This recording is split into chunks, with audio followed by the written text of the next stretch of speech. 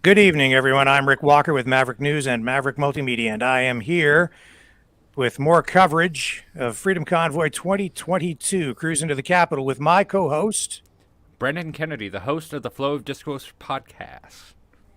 And Brenden. Lots of developments today with regard to this ongoing protest in the nation's capital, which has now spread in a big way to Windsor, Ontario at the Ambassador Bridge, Sarnia, Ontario, and that general area, as well as Alberta, and points in between and beyond.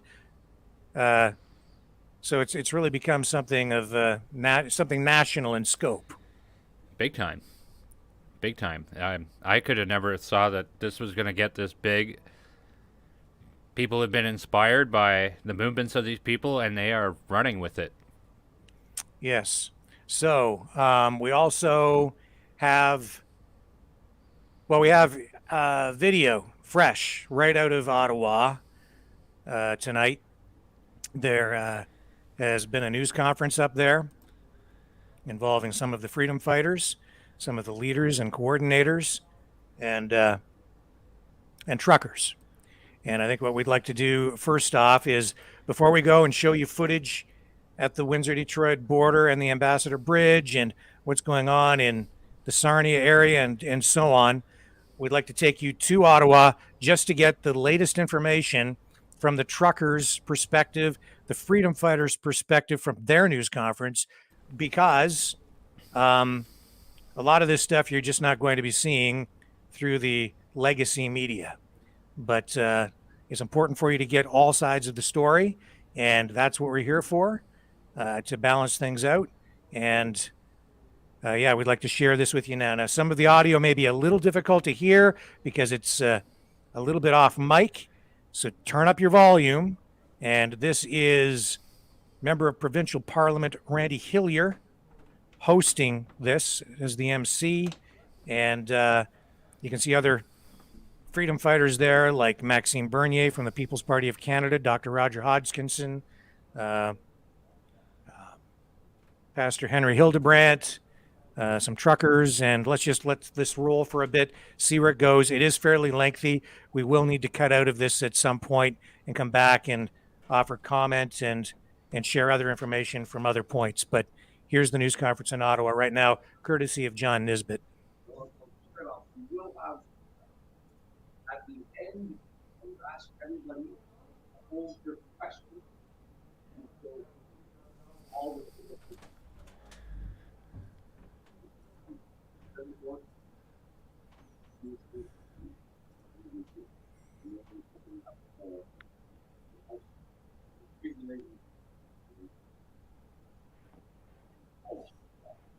joining me today is Maxime Bernier, leader of the former minister. We also have Sandy, truck driver at that beautiful bridge from Alberta. Family. Yeah. We also joining us in this order, we have Roy Byers, he's the executive director and co-chair of the Impact on News group. Dr. Roger Hodgkinson, MD, medical specialist. He is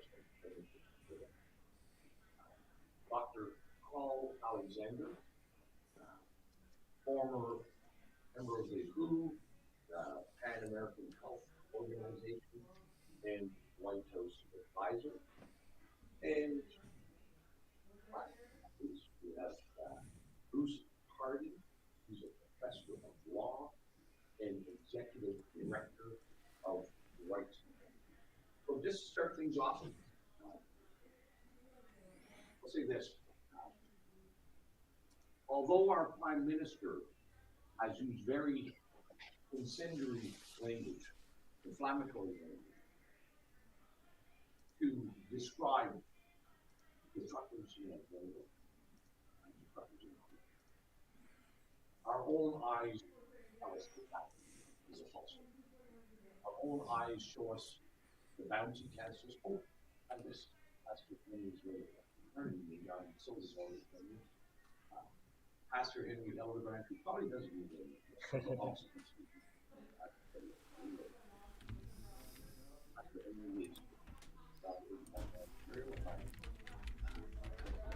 on many occasions of sharing the holy.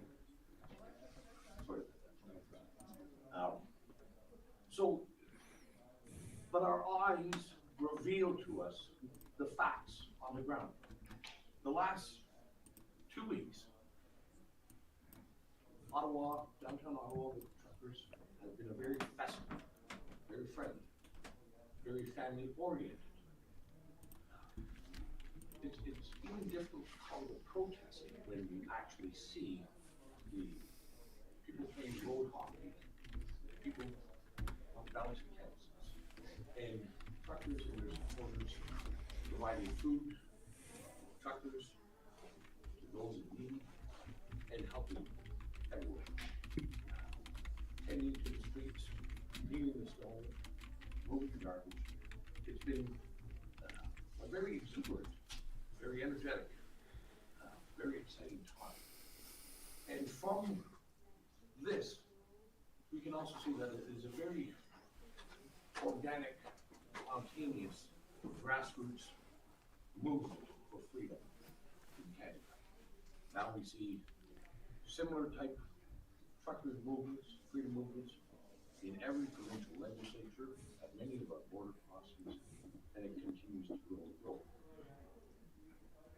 But all that without recognizing, without stating, in my humble view, all Canadians, even those who don't understand this, all Canadians owe a great debt of gratitude to our truckers, for they have done one thing that none of us had seen in 2 years. They brought hope to Canada. They brought hope not just in Canada, but they brought hope to the world. They thought they were running empty to Ottawa and driving thousands of miles with an empty rig, but it was full of hope. And they have uplifted the spirits of Canadians. They've uplifted the spirits of the world. And we have seen similar type movements grow out of that message of hope. So, but I do want to say, in every democracy, and especially so in Canada, we've seen, is that government only governs with the consent of the people. So what we're going to do is we're going to switch feeds because we do have a better feed from this with better audio. So I'm going to remove this and we're going to come back here just in one moment as we requeue from a different source. It'll be much easier for folks to hear exactly what is being said there in Ottawa. I believe this is at the Marriott Hotel. Yes, that's correct.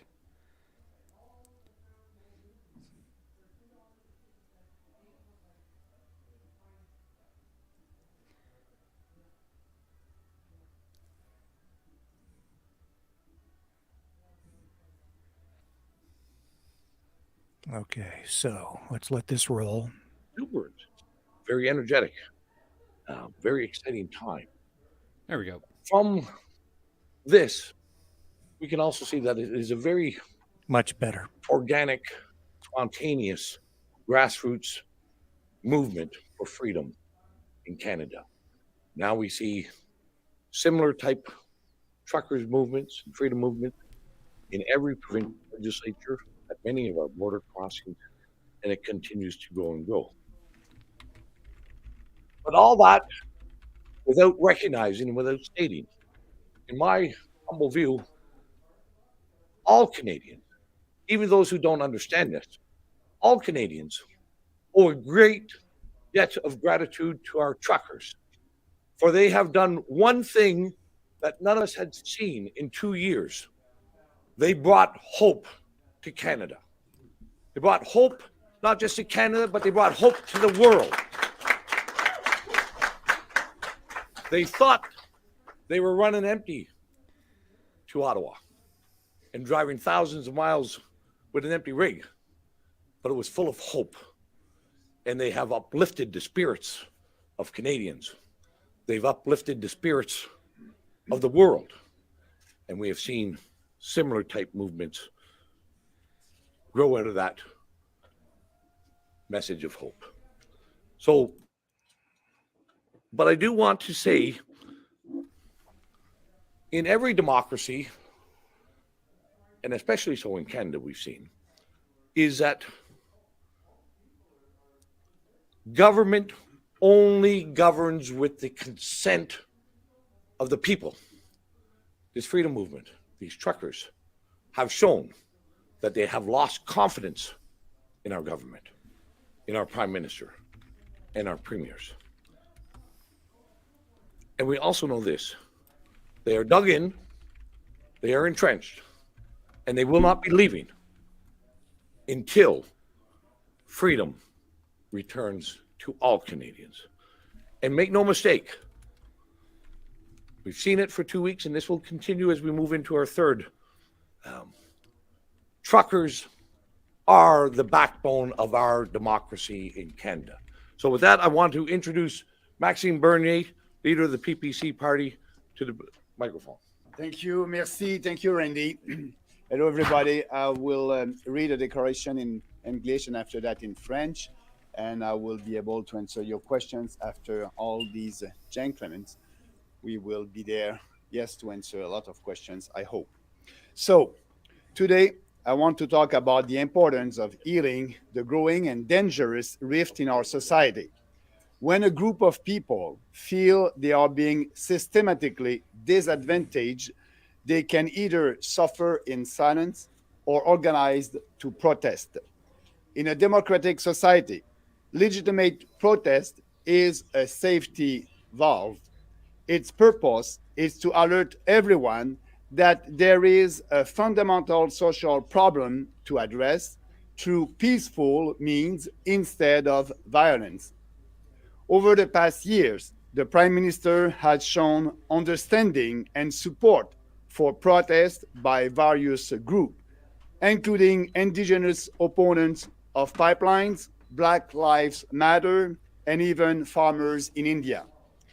The BLM organization is run by self-described communists, and BLM demonstrations in the summer of 2020 led to rioting, arson, destruction, and physical injuries in many North American cities.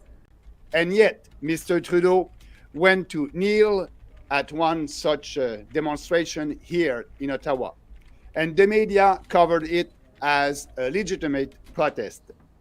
In contrast, Mr. Trudeau has been nothing but vicious and vindicative in his attacks against opponents of COVID mandates and restrictions in general, and the truckers' convoy in particular, even though they have been entirely peaceful and non-violent.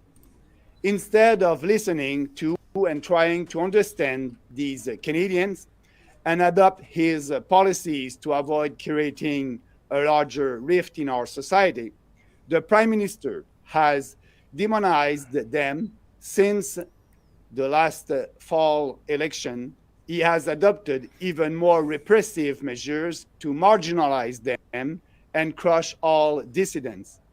Yesterday, one of his own MPs said his government's policies on COVID have been politicized and divisive, and that they unfairly stigmatize some Canadians. As for the mainstream media, they have becoming nothing less than the propaganda arm of the government. I have never in all my life seen so many outright lies, distortions, and disinformation in the media, especially when it comes to reporting what's going on here in Ottawa.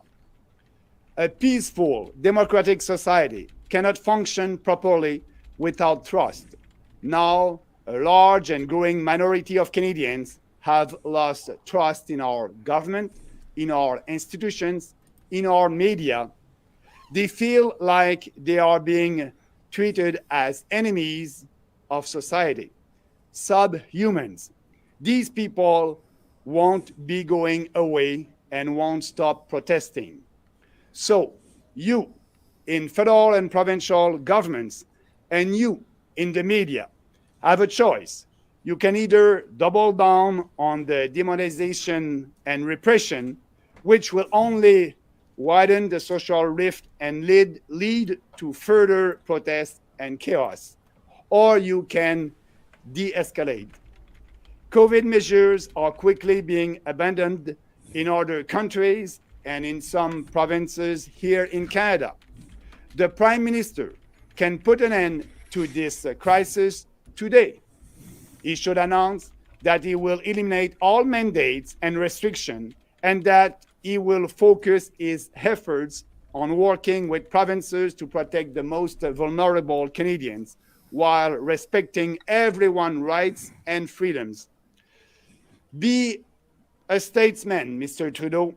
Stop widening the rift in our society. End this crisis now.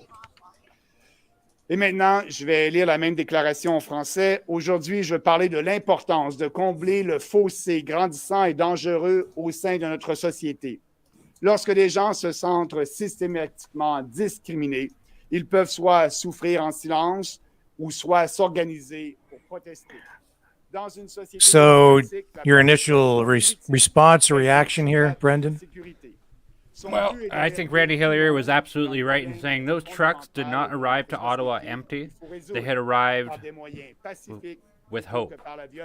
I thought that was a very solid message, one that really rings true with my experience with the whole thing. One second here. Yeah, I definitely agree with that. You saw that in the outpouring of support from people who lined the highways and waved signs and Canadian flags. Yes. Maxime Bernier pointing out, like, Justin Trudeau has supported all kinds of different types of protests. Like, what makes this one so much different? Like, why?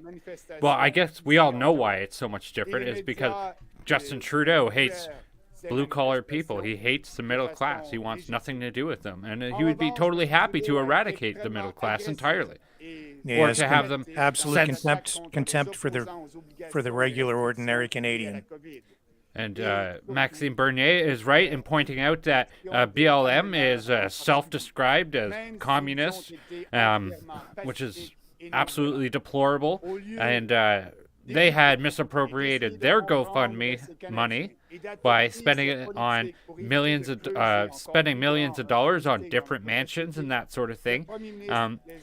But the biggest point here is he's talking about the fork in the road, that they could double down on this rhetoric, the mainstream media and the government, and further the rift and divide in our society, or they could scrap the mandates and cut the crap.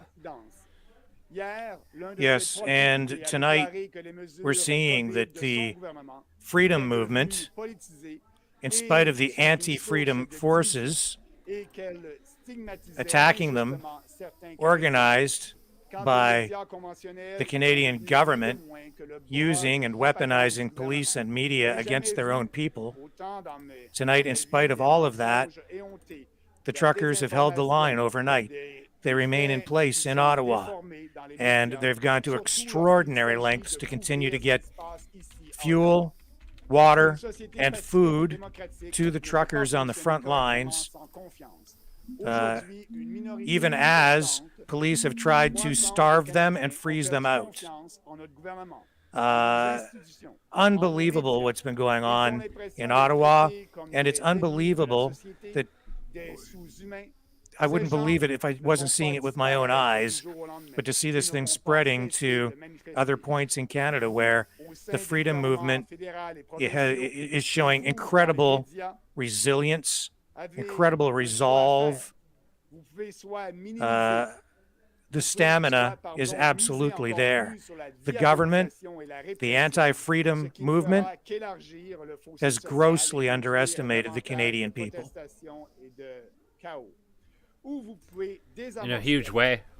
les And mesures COVID sont all that maintenues underestimation dans d'autres pays et dans shows you certaines just how provinces much du contempt that they have for Premier regular ministre people, mettre fin à and cette how crise. people can see through this, or Il devrait you know, annoncer maybe they qu'il are abrogera the upper middle la class or obligation what de have you, restriction, and they et are qu'il concentrera fed from the ses government efforts troughs, à as you often collaborer say. avec les So provinces that's why pour these people protéger voted les for communautés him. vulnérables, tout en respectant From my les droits perspective, though, the civils. rhetoric in the last election with Monsieur Justin Trudeau, Trudeau soyez un homme d'État, scared the shit out of arrêtez people. d'empirer le clivage social, And mettez fin à cette that's crise responsible in a big way for personnalité dividing et people. sécurité, et ce dès maintenant.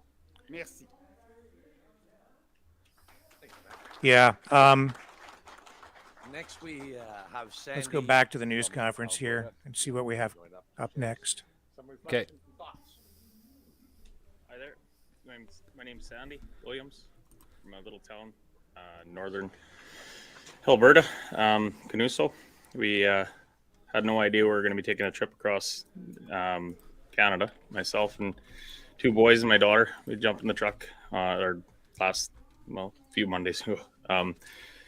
Anyways, we had no idea what we were getting ourselves into. We parked the barbecue and cooler, and we were just going to set out, and we knew we had to do something. Everybody was pretty broken around the ranch, and like many people have been feeling pretty isolated, pretty alone. And anyways, we threw all the gear in there. Wife wished us off, and we hit Edmonton.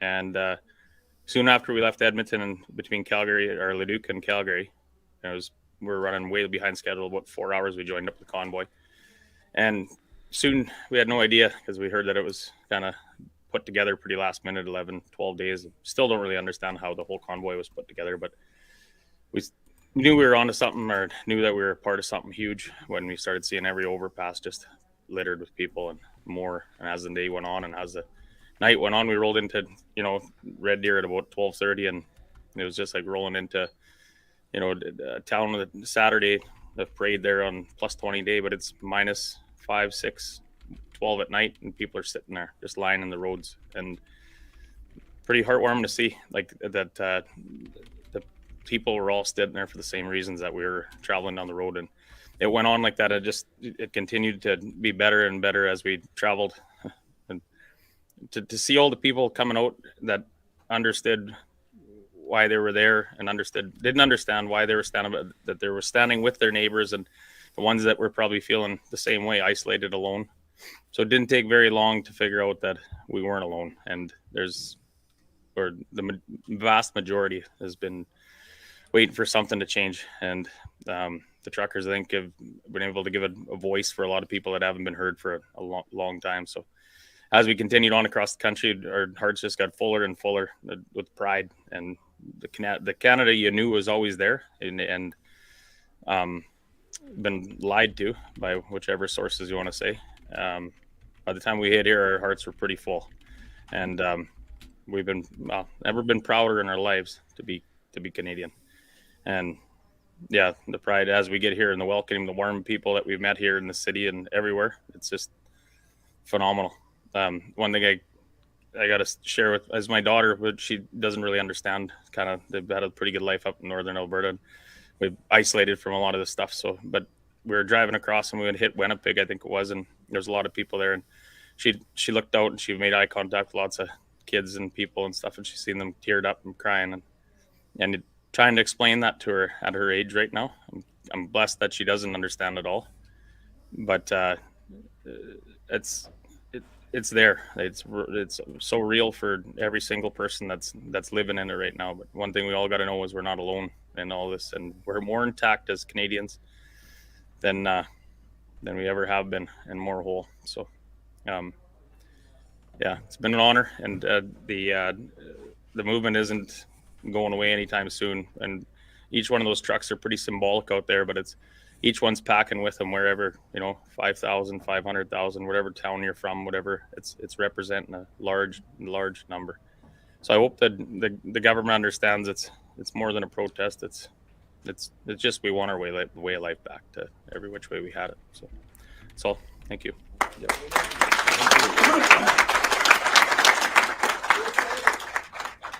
Thank you, Sandy. And maybe before I introduce the next speaker, Roy Byers, there are some other announcements and another weekend of fun-filled festivities planned for this weekend, and we also have a large contingent called the Blue Color Convoy, organized and coming into the city this weekend. Well, this is construction and trades workers showing support for the truckers, just as the farmers did last weekend with their tractors. Construction and trades people will be coming up, and they're calling that the Blue Collar Convoy. So, and we'll have more announcements. Maybe Roy might make some of those right now. So, join Roy.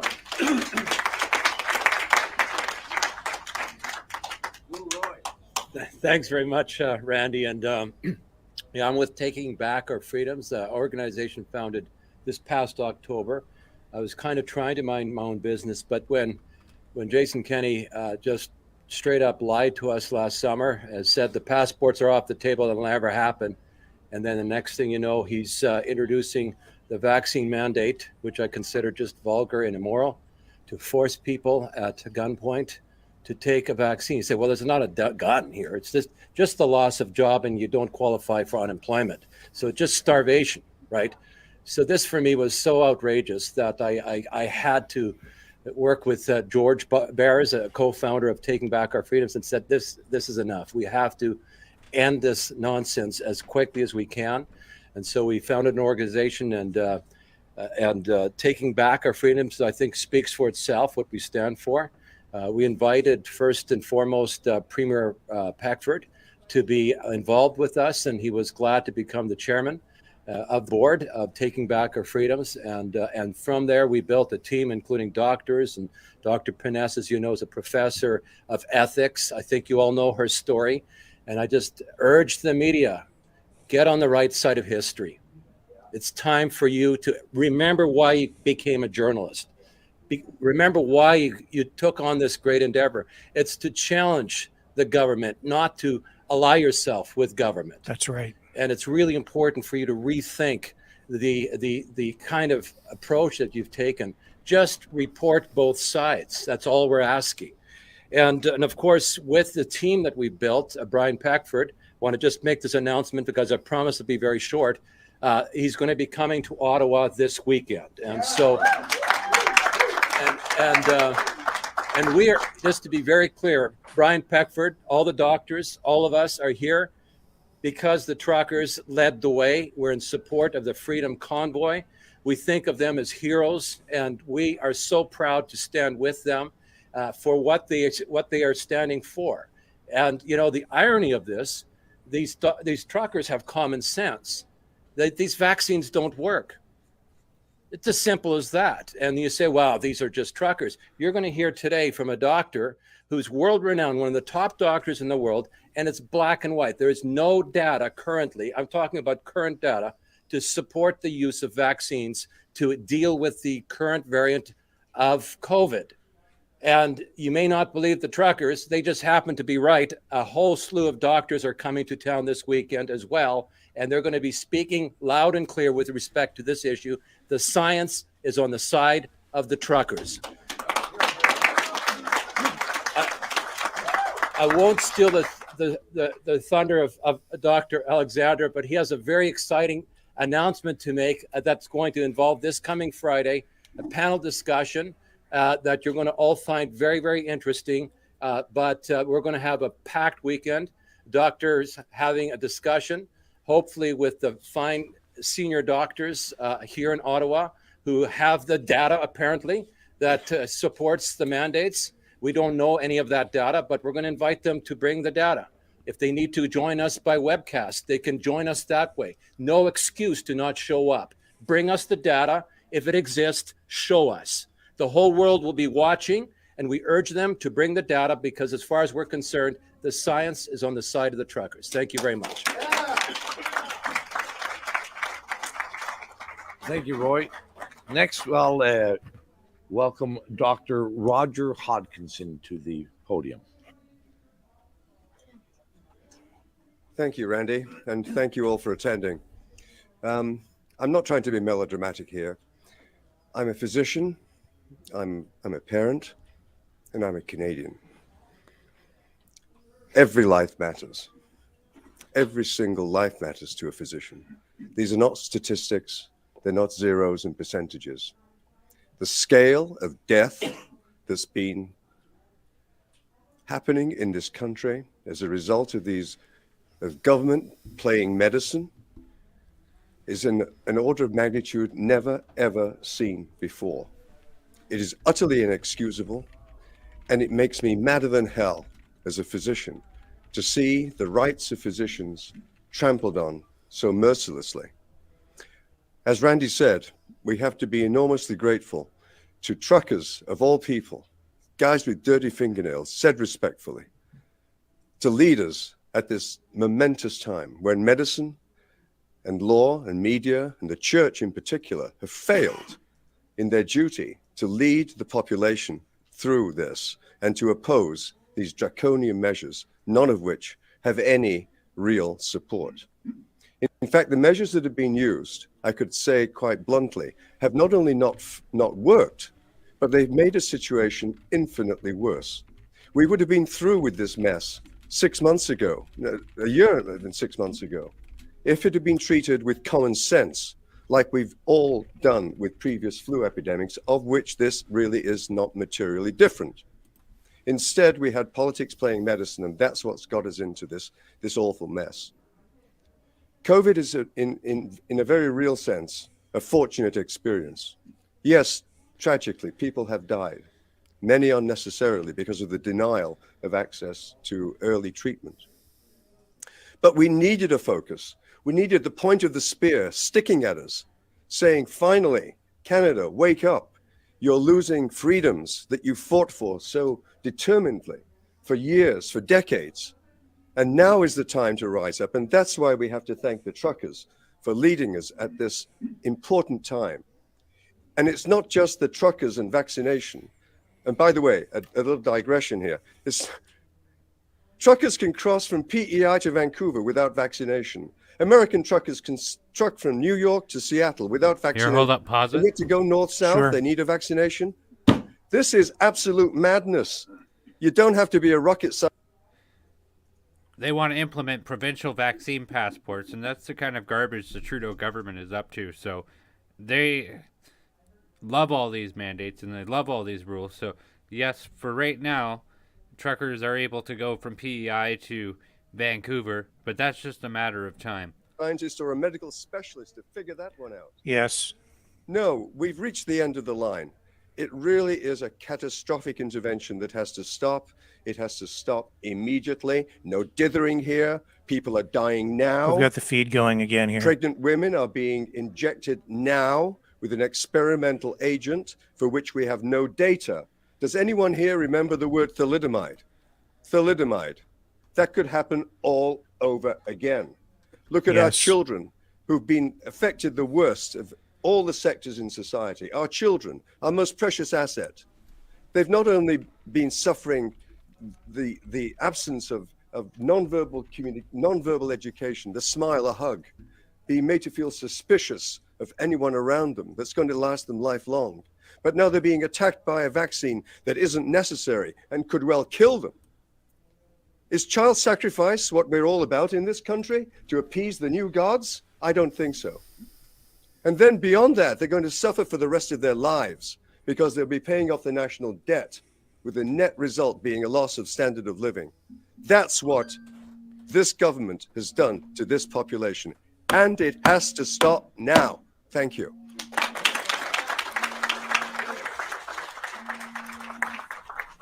Thank you, Roger. And next, I would ask Pastor Henry Hildebrand to come to the podium. Pastor Henry Hildebrand, Church of God, Elmer. His church and his entire congregation targeted many, many Father, times we thank you that we can come to you at this hour.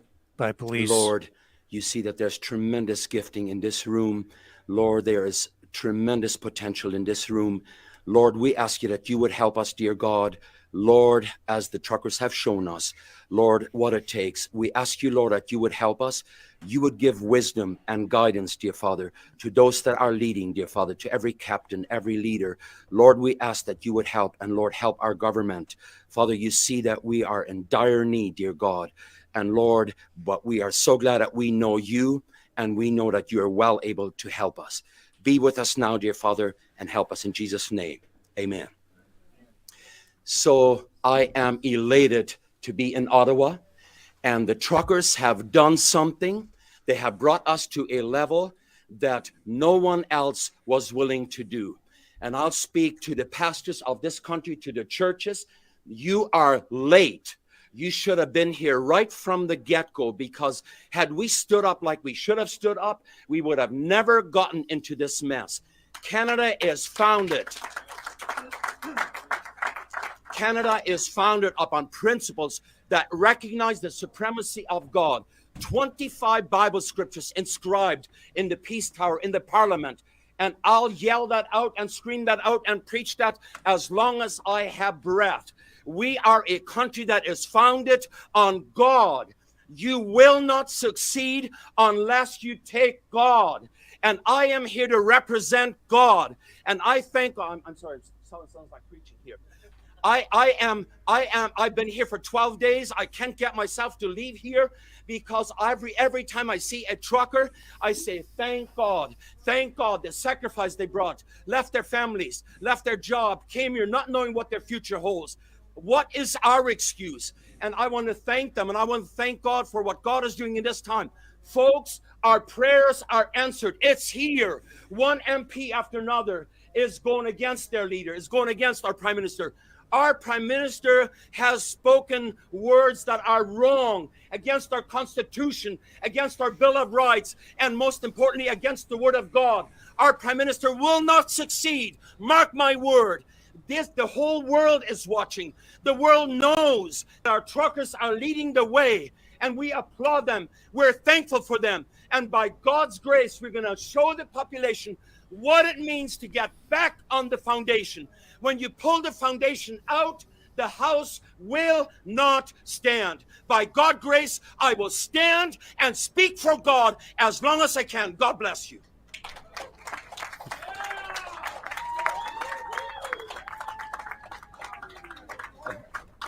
Thank you, Pastor Henry.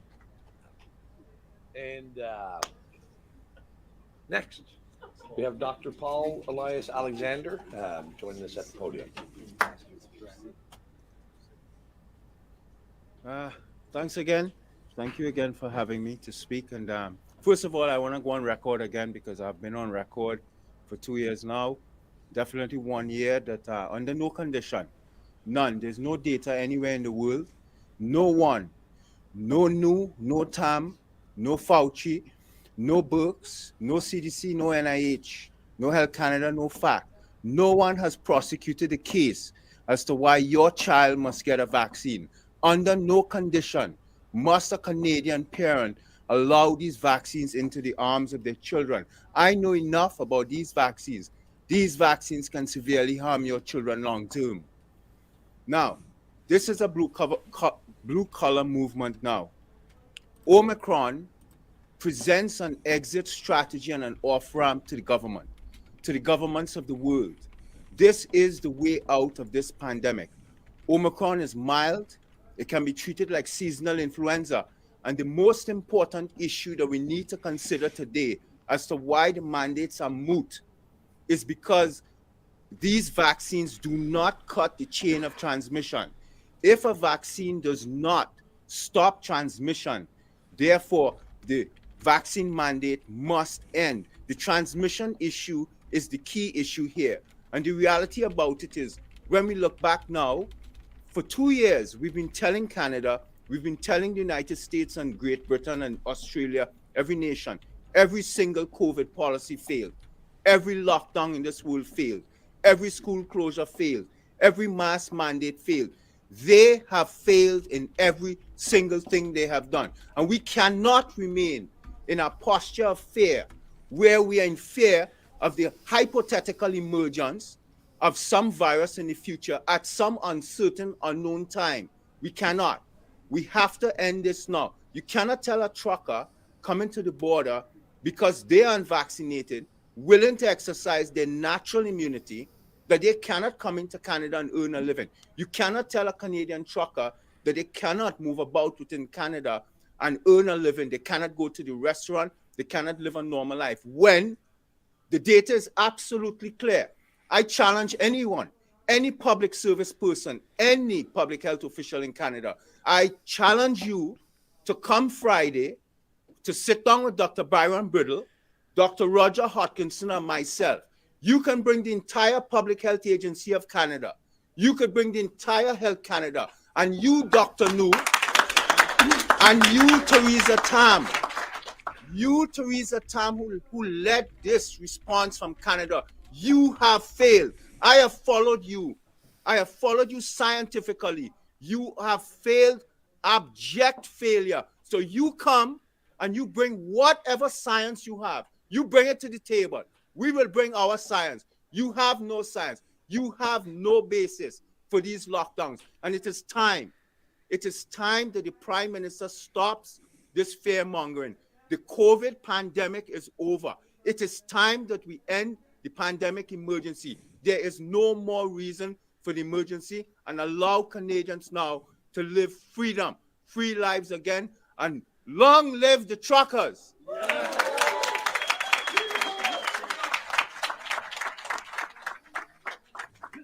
Thank you, Dr. Paul. Now I invite Professor Bruce Party up to the podium. Thank you, Randy. I'll be quick. I'm the last one, and you can get to your questions. I want to just briefly address 2 points. You may have heard suggestions that the truckers have made their point, and they should now pack up and go. And you may have also heard that what needs to happen next is a negotiation. Both these ideas are misguided. They miss the point. The point is that vaccine mandates and other COVID rules are illegitimate. Not just bad policy, not just inconvenient, they are illegitimate. The truckers were very clear before they arrived. They are free people. They are not about to agree to not be free. I think you'll find the truckers regard their freedoms as non-negotiable. And I don't think you'll find them leaving until the mandates are gone. So there's really no point in pursuing negotiation. And in particular, there's nothing much that the city of Ottawa can do to achieve this aim. Now, yes, it is true that this whole problem, the mandates in various guises and other COVID rules, is both federal and provincial. Now, we happen to be in Ottawa, where the federal government is located, but that doesn't mean that they're saying it's just a federal problem. This is federal and provincial. This is a national problem. So it is what it is. And it may carry on for a good while until the change that we need is achieved. Second, liberal democracies depend on the theory of the consent of the governed. The behavior of public authorities during this COVID period has undermined that consent. It has undermined trust in government institutions. These people, the truckers and the people who support them, are essentially saying they do not consent in the way that we're all assumed to consent. This is not a protest. This is a movement. It's organic. It's spontaneous. People of all kinds are pitching in to help. There are lots of organizations who are independently working together to support our truckers. And please note, I'm sure you're aware, Ottawa may be ground zero, but this is spreading far and wide, spontaneously, organically, in Canada and outside it. So don't think that this is just the thing. This is just a few trucks blocking a few streets. That would be to misconstrue what is going on. People in this country have been sleeping, and our truckers have woken them up. It's significant not just because of COVID. Now, it looks like COVID is the problem. And believe me, COVID, the COVID rules, the COVID regime is the most immediate problem, for sure. But this is really a challenge to the nanny state, to the authority of our ruling class. And this is why they're so upset about this. It's not just a few streets being blocked. That's not a big deal. This is a challenge to the legitimacy and authority of our ruling class. There's a movement coming together that says, enough.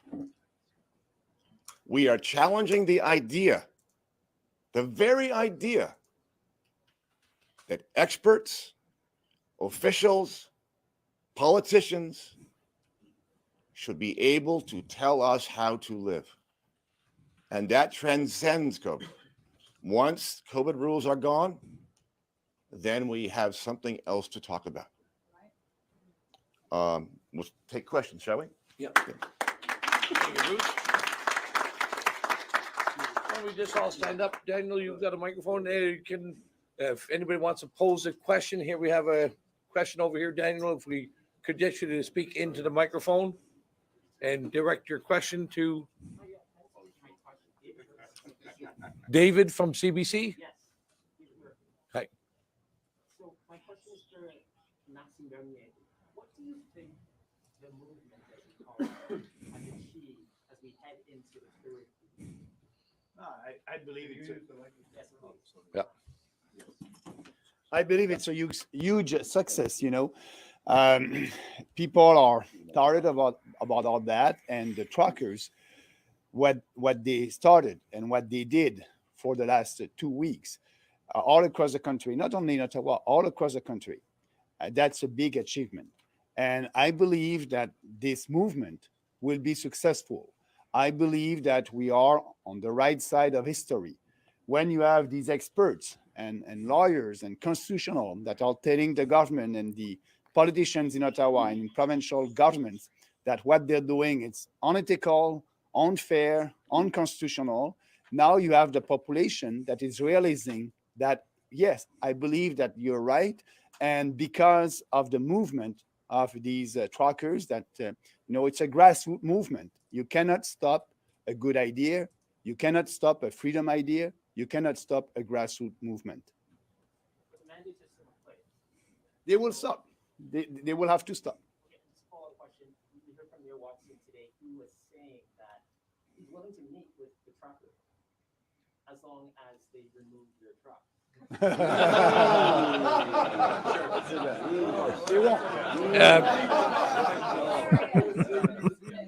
I think you got the response there, Dave. Next question. Anybody else? We have. Yes. My question, first of all, congratulations from the United States. We're thrilled to see Canada leading the way on this initiative. Hat tip to everybody in the room. Tremendous, tremendous. How are you going to work in the current government to make sure that this never happens again? Because like you said, they're going to try and push for the next pandemic and the next pandemic. Do you have a government in parallel in place to say we're going to be listening and we elect these people to govern us going forward? Do you have a particular person that you want to direct that question to? Sure, to the MP Randy Hillier. Okay. So I think Professor Party alluded to that, what the answer is. The people of Canada have awakened. They have awakened during this very, very dark time. What Canada looks like after the COVID mandates are repealed and removed, I think Canada is going to look somewhat different than it did in February of 2020. I think what we will see is a very energized Canadian population, a more intellectually aware population, a population that understands that a democracy does not function without the individual's participation. What that actually looks like at the end of the day, I don't know, but I believe that there is a great silver lining in this dark cloud called COVID, and good people will come together and we will find that silver lining. Sure. Go ahead. In terms of the Great Awakening worldwide, with all eyes on Canada right now, do you expect this to result in a shift in how governments are looked upon by the free people? Because we know that God gives people their freedom and gives us our rights. They don't come from government. Do you expect that to change worldwide? Absolutely. Or God help us if it doesn't. That's right. You know, this is, you know, there is, I think, and we can say, you know, there is, I've watched this now for nearly 2 years. There is a great awakening happening within the people of the free world. There is a great awakening to the importance of faith, of family, and of freedoms. And that will be long lasting. This has been now ingrained. And I'll just say, you know, as I walk and talk to the truckers here in Ottawa, and you know, one night when I went out and met Sandy, and there his children are in the rig with him. Okay, Canadians are living and breathing freedom now. They're living, breathing, and being educated in the importance of participating in their democracy. And I truly hope that doesn't leave us again ever. So, thank you. Yeah. I just want to add, you know, what is happening in our country is because we have a state of emergency in every province in this country. So that must end. The mandates, but also we must be able to live our lives like we want. So the state of emergency in Quebec, all across the country, must end, and we will be free again after that. Thank you. I believe this gentleman here had your hand up. The Dois. You talked a bit earlier about what's going to happen this weekend. Can you develop more on what Well, as you, Ottawa might live this weekend? we're going to have a very festive weekend again. We'll be, well, the blue collar convoy is coming in. It will be a substantial convoy of service trucks and work trucks from blue collar workers, people who make Canada run. They'll be here. We've heard that Brian Peckford will be here, and the science table will be here. Many doctors. I would also say, everybody, I'm jumping the gun here, but I'm going to jump the gun anyway, just because Ledois asked me this question. On Sunday morning, we will be having a Flatten the Fear pancake breakfast free for everybody in downtown Ottawa. So come out for some. Come out for the Flatten the Fear pancakes. There might be a couple other things, but I don't want to reveal the present all at once. The police, an hour ago, Congress and law, saying they're going to increase maybe ticketing or arrest and criminal. If you're on the street, what? We're dug in, and we're not leaving. We're dug in. Right? The people are speaking. Right? We're not going to be fearful or threatened. We are here to regain our freedoms. That you can take to the bank. I'll let Dr. Paul. Hi, thanks, Randy. I just wanted to remind everyone that we did issue a formal invitation to the public health officials Canadian government, such as Dr. Howard New, Dr. Shelley Deeks, and Dr. Theresa Tam. And that meeting would be here in this hotel at 1 p.m. on Friday. I believe it's in the York room. And the reality about it is that what we also did, besides inviting them, I also made sure that we included the Prime Minister's office to make sure that no invited official can claim that they did not get the invitation, because it's the function of the PMO's office to ensure that communication goes to where it needs to be, so that the Prime Minister's office and the Prime Minister is on notice that you have to ensure that these public health officials are here on Friday, because we will be here to have this debate to inform Canadians as to why these mandates should be dropped and must be dropped now. Next question. It's over here in the far corner. Oh. State your name. From Durst? Okay.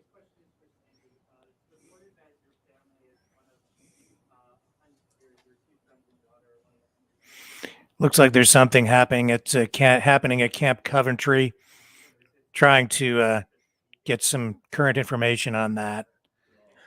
But it looks like Sure. something's going down there right learning now. A lot about, they're learning a lot about their world that they live in, and the people they're meeting. They've never been so warm, welcoming. They're seeing the Canada that we all knew existed, and we didn't know it was here. So yeah, absolutely, I think it's awesome. And yeah,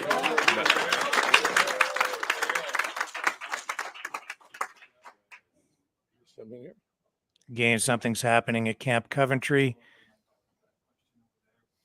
A camp for the truckers where they go to get food, clothing. I got a live feed. Should we dump out of this and go? When it shows up. And they will deal with the problem whenever it shows up. Okay. One moment, folks. We're going to get you the most current information. Picking up the feed.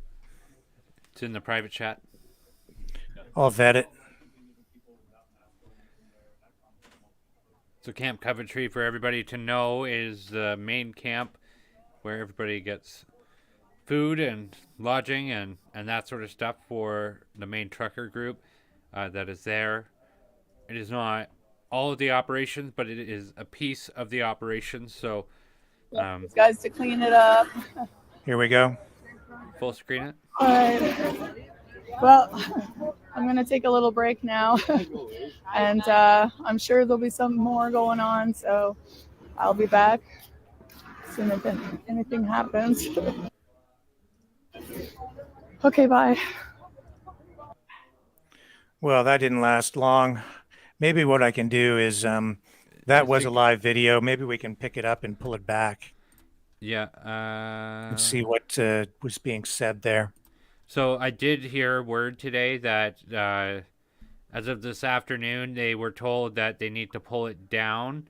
Yes. Or they'll be arrested.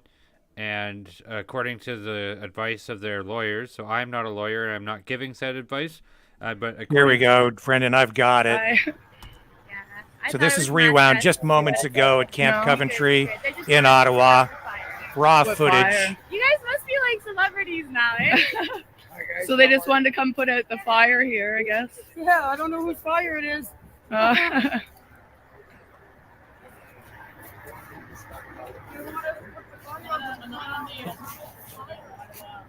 We just like to go live no matter what. Make sure there's no chaos going on. That's all. I'm not trying to cause trouble.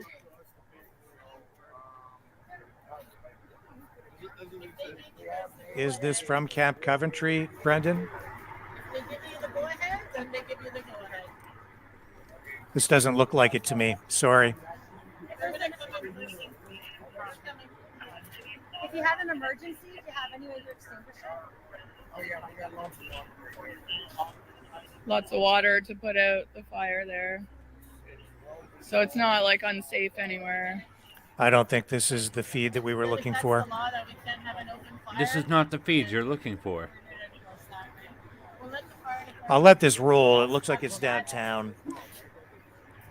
but apparently something is going down at Camp Coventry right now. We may not be able to get a feed out of there because, as you know, communications may be disrupted while police conduct some of these operations. We don't know, and sometimes there's a delay So in they got getting more coming information here, so we'll out. just- But something else is going on They right just here want the fire out. downtown. I don't know. It's pretty good. I think they were complying and putting the fire out. I don't know. But there was notice given today that Camp Coventry, which is a staging area for the trucks that has been turned into a camp, notice was given that the truckers are supposed to leave there. And it isn't clear how lawful that And is. why did it change from last weekend? I don't have that answer. When did they say? Oh. It's beyond our. But okay, but if you guys are here, can you explain? Because the why- camp like when it changed and why it is Very conflicting. on I public think property. The simple fact that it's a barrel fire in the street. So this is But just last them weekend dealing we with were a. allowed and now we're not allowed. You're saying, right? It's We were just- just wondering why. It gets a little more intense. How? What's the So length who on would? this? Who? Your Ottawa? It's almost an hour long. So let's fast not forward. able to This is tell a me recorded why we video, were but allowed this was last just week. within the last hour. Tried to have some sausages. So it gets a little more intense as it kind of Okay, goes so on. here we go. More officers. We're all here in prayer.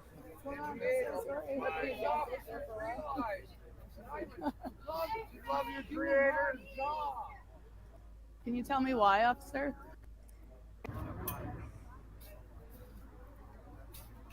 We love you.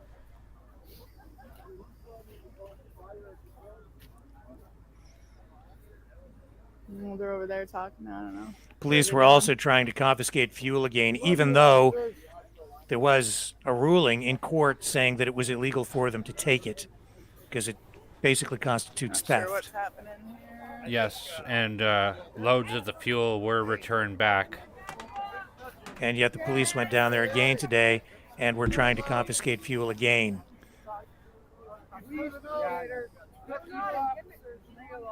Eric, that looks like Coventry to me. Could be. What is happening though? Please, Creator, let these officers stand for the people. Not for power. Please, Creator.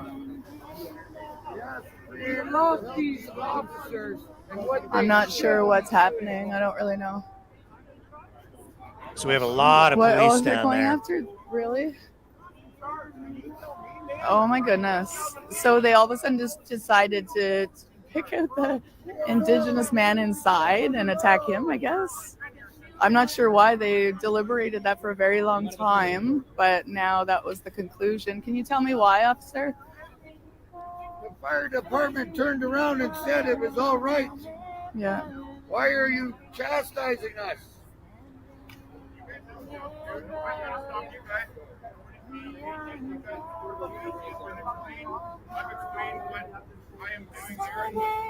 Love and peace. Love and peace. Truth and respect, Creator. That's what we ask for. Truth, respect, peace, and love. So they're in there, I don't know, arguing with him now. We are here in prayer. Not sure why. We're still surrounded here, though.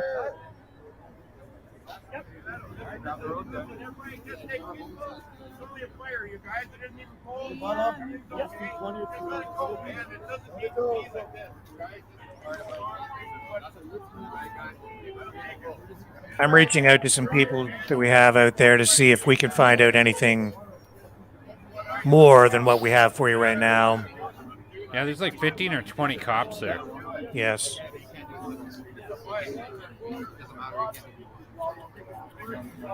Do you recognize any of their facings? RCMP, OPP. So give it 2 seconds there. Get your resources in place.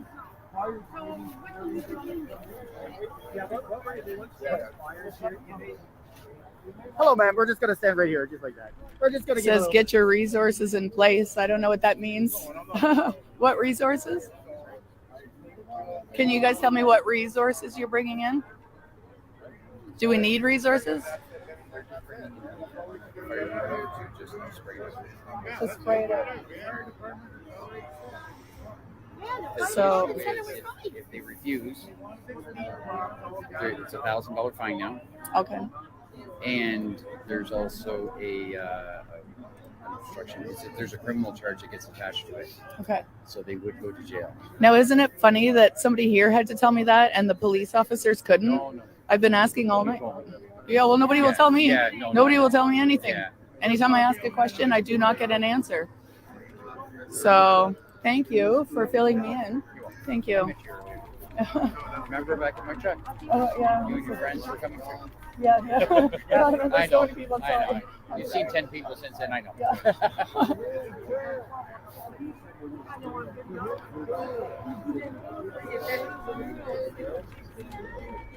So we don't get answers from them. Not for me anyway.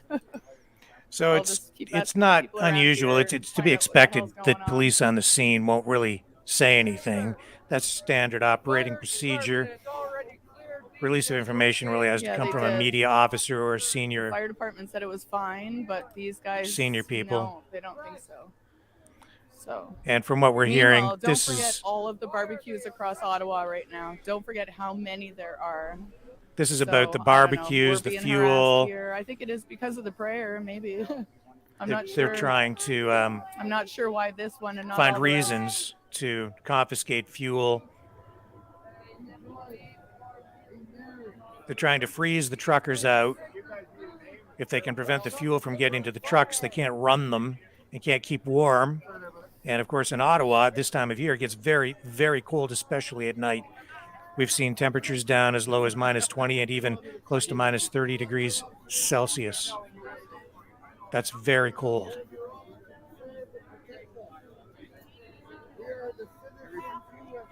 They're also trying to prevent people from bringing food to the truckers on the front line, Yeah, I never noticed where the names saying were it's before. aiding and abetting. This is military terminology, 'Cause we're allowed as to though have they are at war. So Justin Trudeau has a house key. basically teamed up with the province, the mayor, and Ottawa's police chief, the mayor of Ottawa, and they've militarized police services, the Ottawa Police Service, with reinforcements coming from other police services there's in a other Clark. parts of Ontario. His name is Clark. Carla Olson, who will be joining us in a moment, says there's a large presence of police at Coventry right now. Yes. O'Brien. O'Brien.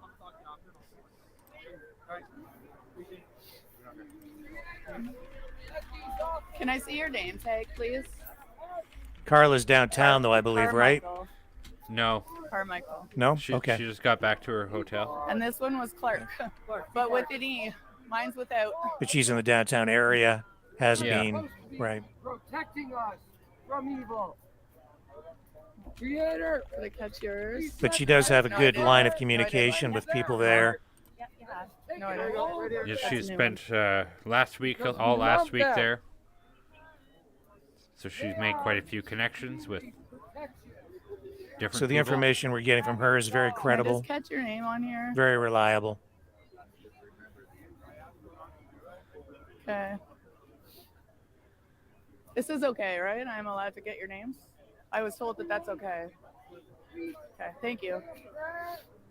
Can I see yours, please? Your, okay, this is Cross. Ottawa Police taking the position with support from Ottawa's mayor and Justin Trudeau, taking the position that they want to end this protest, not just name tag. make public safety their priority, Where's but your name tag? ending the protest is their goal. Okay. Thank you. Jacob. The police response, honestly, has been unprecedented.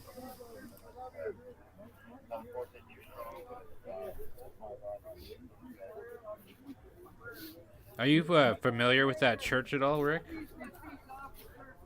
I'd have to see it. I'd have to have a better shot of it, Brenden, to kind of see exactly what we're dealing with. where we are, the location. So there's a graveyard behind the cops over there, and then Is it a graveyard or a park? there's a graveyard over there. See where that fella. Mm-hmm. And see the doors. I don't have enough. The shot's not wide enough for me to get a good perspective on where we are. I wouldn't want to say anything unless I really know. I don't want to be inaccurate.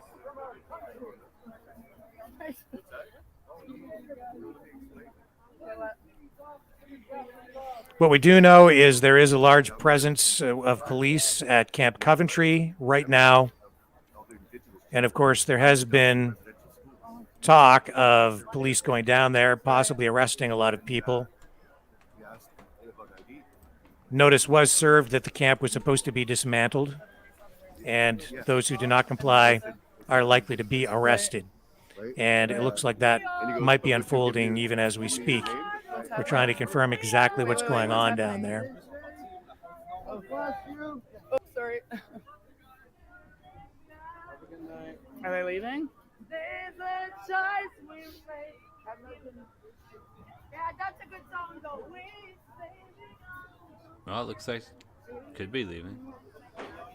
Yeah, well, I don't think that anything too dramatic happens here in this video with regard to arrests or anything like that at this point. But no, this is not Camp Coventry.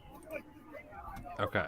This is just more police presence downtown. Police have moved a lot of officers into the city. RCMP is providing huge reinforcements. So far, I believe the number is up to 300 RCMP. They are working. The city and the police chief want to have at least 1,800 RCMP there. So I don't know what the story is on that, but that's yeah. I'll keep looking. And what we're seeing here is police are targeting a fire here in a barbecue. This is the tactic that they've been using, really. One of the tactics is to put out fires wherever they can to, again, try to freeze them out and starve them out. I know that some people have been arrested just for carrying food, being accused of aiding and abetting, which is to say aiding and abetting the enemy, right? That's a military tactic. It's something that you would do if you're at war with an enemy. And what we're seeing here tonight is the government at war with the people, Canadian citizens. And this is not like a normal protest. We've heard about police getting ready to kettle or corral protesters, but this is so big and it involves so many people in different areas. It's such that it's difficult to really identify who it is you're supposed to arrest. Brenden, I'm just going to jump off here for a moment. I need to take care of something for about 60 seconds, 2 minutes. I'll be right back. I'm handing it over to you to continue the commentary. Okay.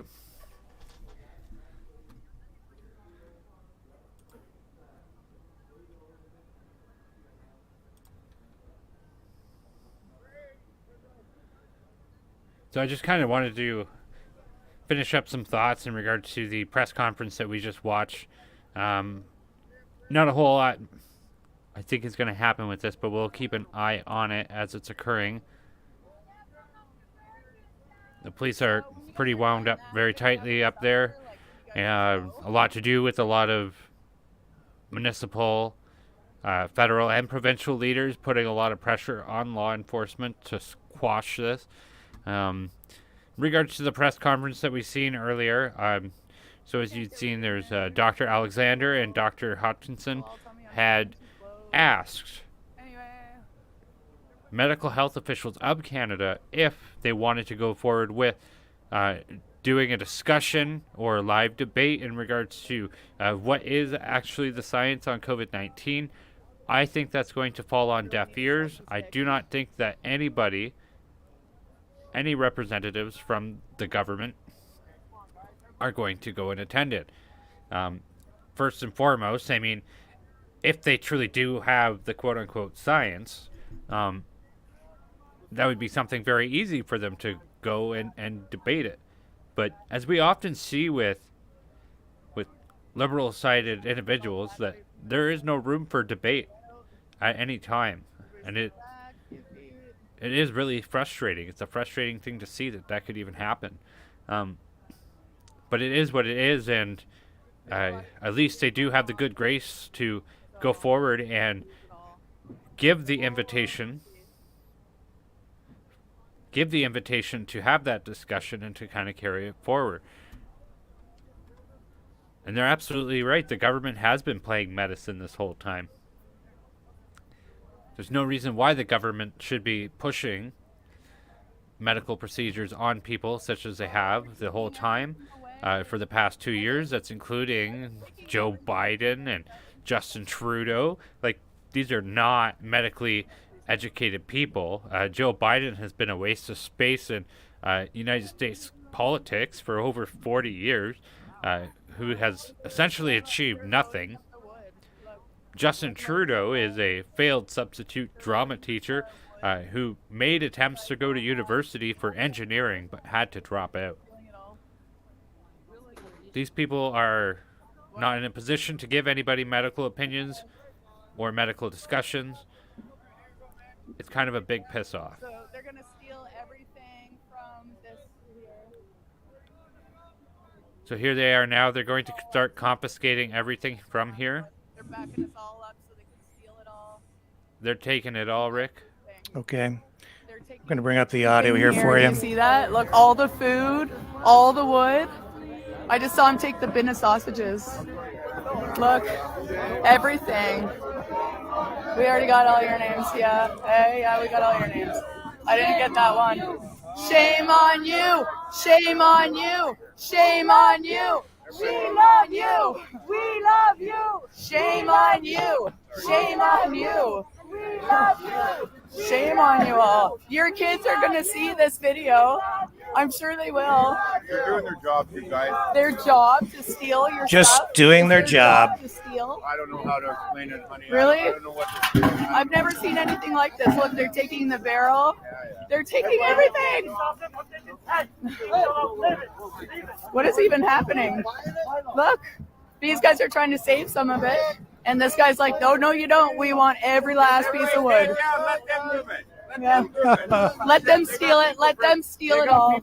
The world is watching anyway. It doesn't matter. The world is watching. Disgusting. Every last one of you.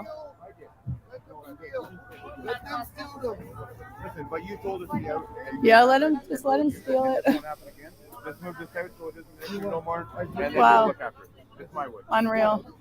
Look, and this guy, he's still trying to be so sweet, even though they're stealing all of his stuff. It is stealing. They're stealing it right now. Go stand out in the middle of a fucking great big cleared Why aren't they 5,000 doing- acre yard. Yeah, That's okay. stealing trees. I don't I've know. seen this all over Ottawa, and this is the only one that you guys are bugging right now. This is Like all what? part of the game. This is All what part of this the is. game. This is what The whole has to be scare done. tactic, right? No, it isn't. They can be a lot scarier. Yeah, These to guys serve are and being really protect. nice. Look at them protect us. Look at them they're protecting being- us by stealing everything. Look at them go. Look at them like little scavengers taking everything. There you go. Take it. Take the wood. Hope you enjoy the sausages, guys. Enjoy. No, listen. It's on You guys- us. You guys don't understand. The guy On just you helped guys. us. He helped us. Who with helped what he you? did. The What? officer that told me something, How and is it's that possible? fine. So don't worry about it. It's fine. Nobody's going to Okay, maybe it's fine with you. It's not fine with me. Well, we can't get mad about it. Well, we and can what are agree you to gonna do? disagree. You can't get mad about it, honey. You Oh, can't. yeah? You can't. This is disgusting. Ottawa, please resign. Yes, you all should resign. This is gross. Gross. Frig. Unreal. So I guess this is what we're up against. We'll just start to see them steal everything from everybody all over Canada and everywhere else around the world that is here in Ottawa. Hope you guys enjoy everybody's things. This just moments ago in Ottawa. Go home and tell your kids how you're stealing firewood today. Yeah, right. Let your kids know you stole firewood. Listen, everybody, let's not forget why we're here. We're here to support the truckers and all of us independent people that are coming here so we can make Canada better. Let's just be happy and carry on, you guys. I'm sorry, Right on. he's getting upset with me. I'm getting a little too passionate here, I think. I'm sorry. This is just a brand new experience, and I don't know how to feel about it.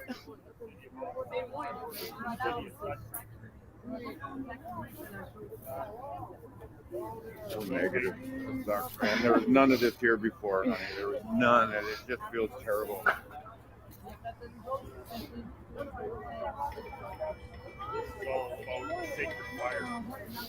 Yeah, all over a sacred fire. That's what it's all about. So, I don't know.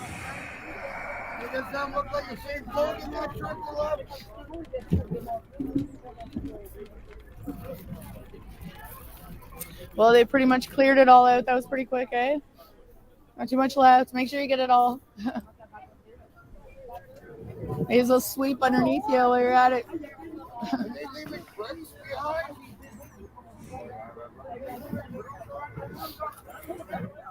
So there was a court order telling truckers that's preventing truckers from blaring their horns, right? But in that Just gonna be quiet for a decision, the minute 'cause judge some people said are, like, and declared a little too that the rambunctious protest is lawful. That's important. Oh, muffin. It is a Why lawful don't you steal some protest. gloves? And even though that injunction was granted for 10 days, Yeah. Well, they don't care. it's under review. Give a shit. But the protest itself is lawful. Yeah, well, they'll have lots tonight, though. And It was even also- today, we've They'll seen take that home. Yeah, yeah. How many statements cords of from wood? Well, you'll the know. Premier of Ontario, Doug Ford, stating otherwise. Good on you, buddy. Yes, they keep saying it's Score for unlawful, your but family. the judge Too bad stated we're all otherwise. jobless. You have a job, and It was now also you have all the determined wood that it was and everything illegal else. for Wicked. illegal I for love police it. to confiscate the fuel that they've been taking from the That's the way the truckers. world works. And joining us now is Hold Carla hands, hold hands. Olson. That's right. Hi, guys. Hey, Wow. hey. I've been sitting backstage watching this terrible scene. Yes. This is just Discouraging. happening now. Very discouraging. We're not sure what we're looking at here, or where we're looking at, I should say. I should hope not. Dear I God. fe- I well, hope so. it must be at Coventry because it's not happening downtown. That would be embarrassing. So, Okay. and that is where their main fuel supply is. Although, I mean, there is wood and there is fuel, downtown, but it looks like are they in a covered place? Like it looks like they're No, they're outside. There is Yeah. some sort of a tent there. I'm not sure if it's at Coventry. It might be. Someone did message me as soon as I got back to my room saying, what's going on at Coventry?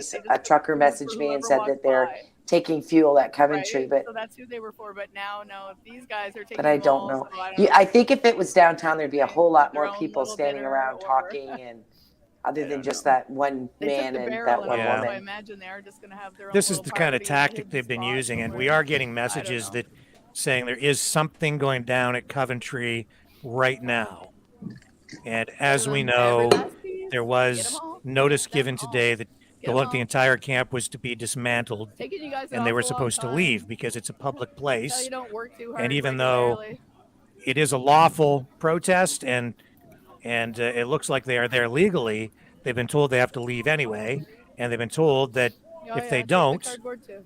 Take it all. they'll be arrested. So the people at Coventry. Yes. And Yeah, so, 'cause- yeah, it looks like something's going down there. We're trying to get some sort of a feed out of there now, and it would not surprise me at all if it is going down right now. It's about Not really the 6 feet timing away from seems here about now, right is he? for it, Mhm. and we just don't know exactly what's happening out there yet. But we're going to find out for Yeah. everyone watching as quickly as we can. Yeah, like this isn't happening downtown, and I think part of their tactic is, there's more people downtown. There's less people, just a few volunteers at Coventry, and that are like that are organizing things, maybe doing some cooking out there. But that's a very small group. There aren't just people from out of town. These are volunteers that are there, you know. Yeah. So they don't want to go where the crowd is. Good times in Ottawa. Yeah. And so obviously, They just kind of as take you would party in poopers, eh? any Remember last war, week, everybody's you like, "I'm soften having a up great the time enemy now, look at these first, guys." right? You take out communications, you take out infrastructure, you take out air Heat. air force, We don't and you like unity. progressively We don't like ramp it up. freedom of And so they're trying to choice, right? soften up their Clearly. enemy, which is the people, this war against the people, and that's what they're doing. And so All right, Coventry look is at that a $1 place where they there can now. easily Yeah. target Yeah. specific Oh, there's more pieces people over and there. Get specific 'em all. things, like Every last piece there, buddy. people that they want to There you take go. Yeah, out, good job. so-called Woo! leaders or You guys did a great organizers, job. and Thank you. resources, fuel, Thank you. food. Thank you. It takes Really away a good job, staging area for Ottawa. people. We love Coventry is a place where truckers have been going to get warm, to get fed, to get new changes of clothing and support, right? Yeah, They love and it. it's where their fuel surplus is too. Take this Yes. stuff, but don't clean it all. God. And Get a broom. even though, yes, we do need streamers at Coventry, so we know what's going on. And we will find out as quickly as we can, folks. Yeah, I don't even know how to get there. I Yeah. think it's a little ways out, like it's away from the downtown area. I do know that. Yes. Like it's not somewhere I can walk to. What does that mean? Wow. Alpha 2 is going to spread off from Alpha 12 and break There up. is, we do have a source Oh, I see the numbers on the them way now. Okay. to Coventry, 832 and 812. so we should get a live feed out of Okay. there very soon. Okay, so I guess that's it. Got somebody on the way. Just wanted to steal everything, Awesome. and then they're just going to leave. Perfect. Yeah. Where did and this live feed is just, I'm assuming it's the girl that's talking, it's her live feed. Yeah.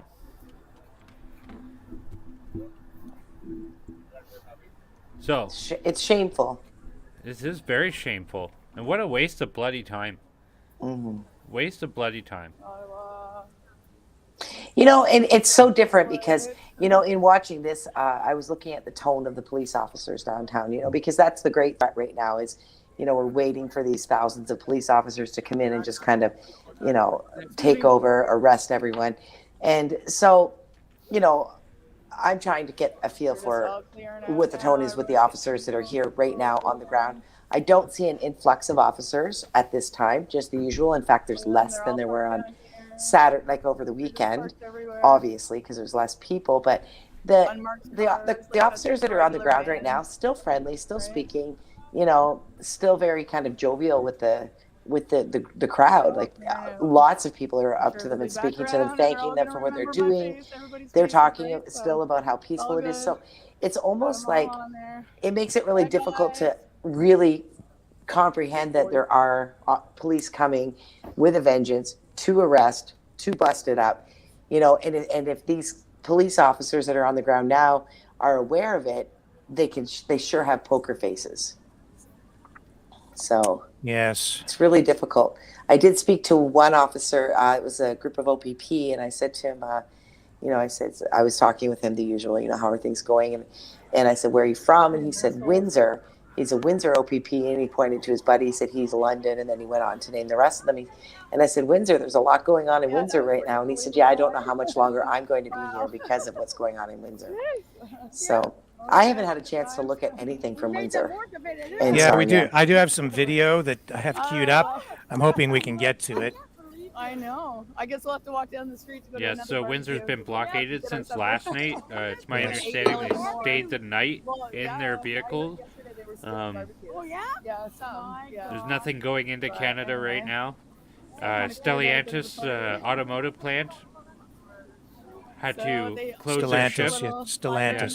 Yeah. They had to There was close like their a pit plant today there. because they didn't have enough parts to put people to work and that sort of stuff. So Yep. it is being effective, and they are doing a hell of a job there. That's these guys. It's really Good. it's really pissed off Premier Doug Ford. He made a statement today.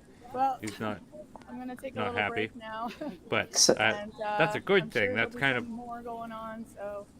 Well, you know, it frame that a little differently. It's not a good thing, but Okay, it's an bye. effective thing. It's a necessary thing, maybe, for these guys to get the point across, right? Nobody wants to shut the border down. Nobody wants to bring the economy to its knees. Nobody wants to be disruptive. That's not. That's not what anybody really in the freedom movement wants.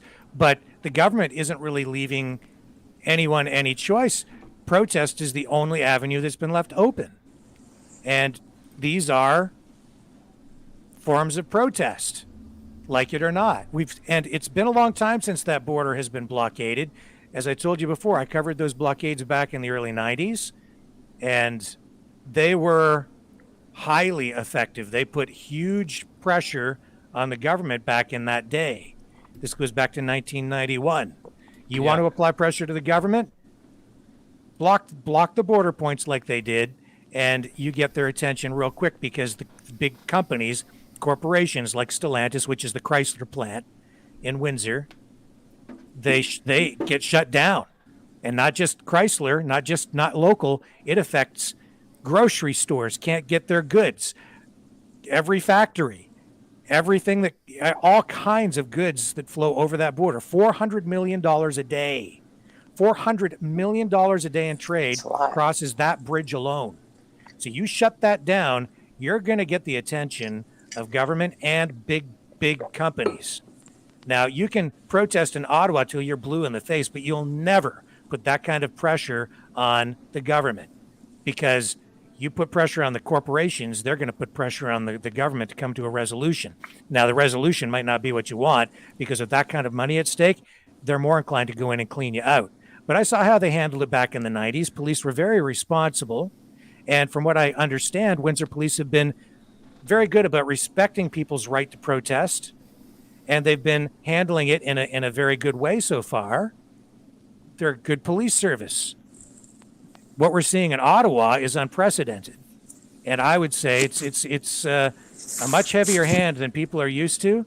It makes me very uncomfortable. The language coming from the police chief there makes me very uncomfortable.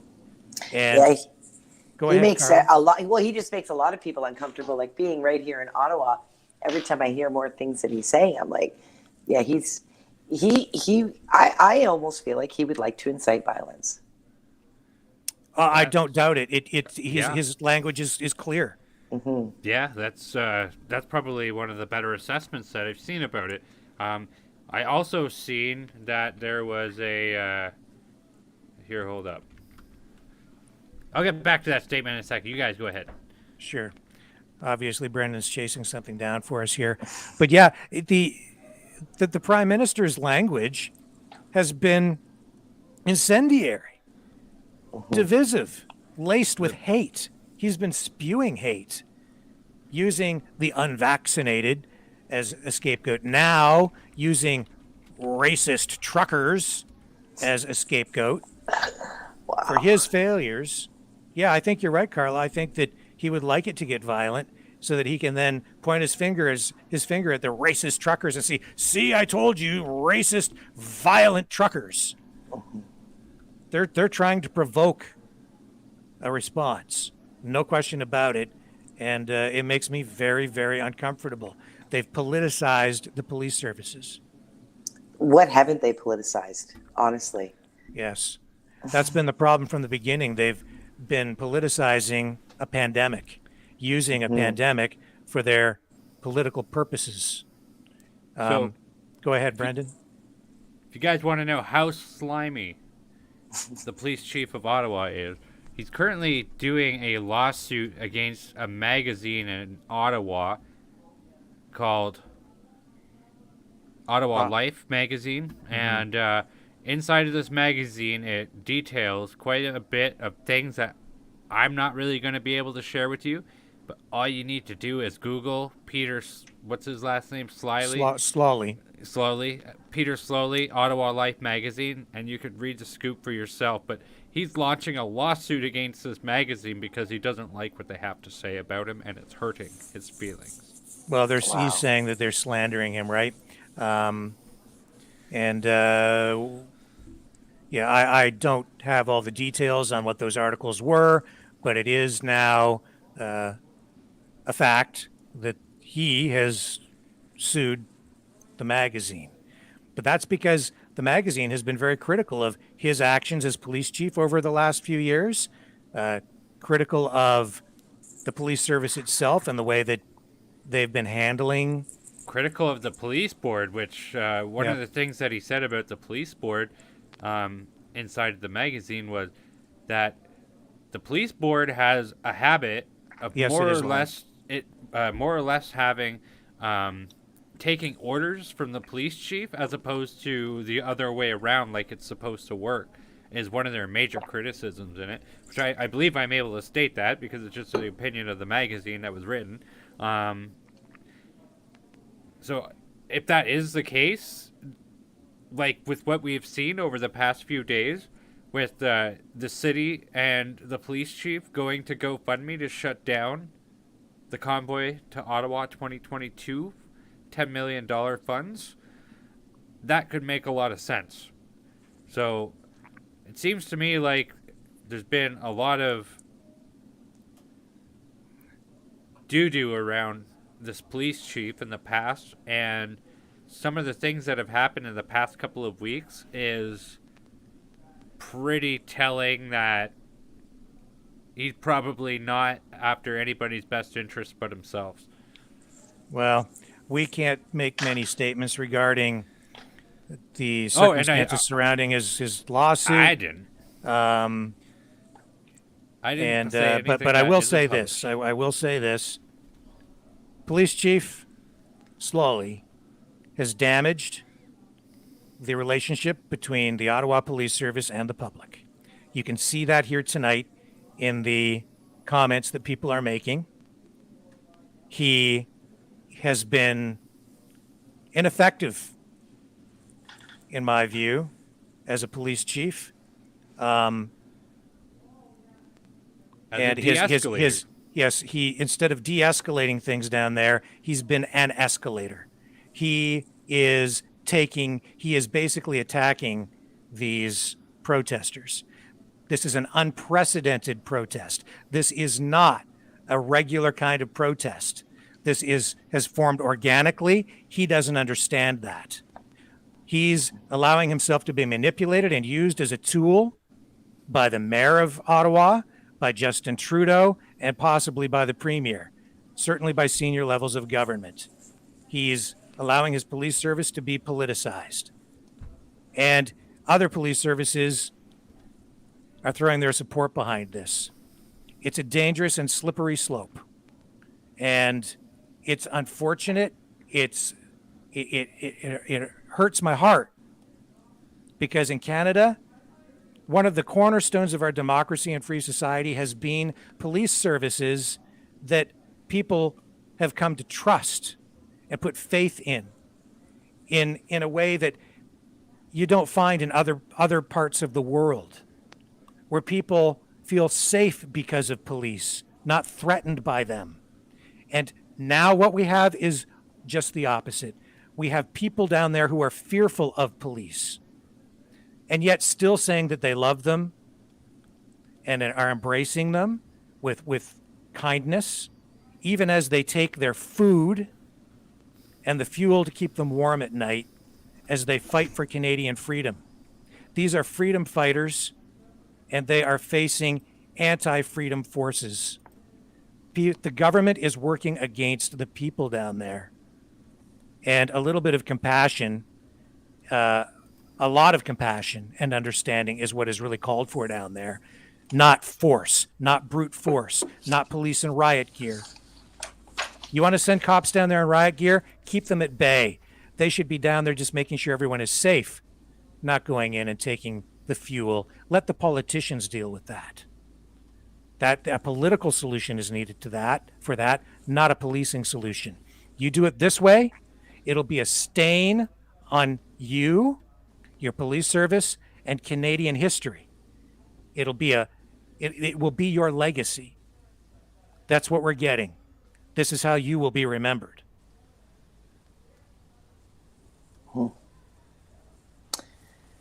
Yeah, he definitely belongs in Ottawa with Justin Trudeau, does he not?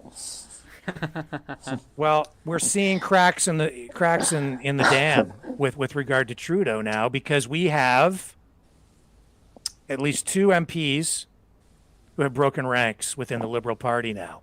2. That's fantastic. 2 in 2 One- days. Right, one yesterday, another one today. You get a crack like that, it doesn't take long for the dam to break. That's what I said yesterday. Trudeau is done. It's just a matter of time. No matter how this goes. That's right. No matter what happens, they can come in and shut these truckers down. It'll make it even worse for him. Unless he finds some way to redeem himself in a positive and constructive way to end these mandates and give people their freedom back, he is toast. Toast. So I have a question for you, Rick. Maybe you might know if this is a possibility or not. However,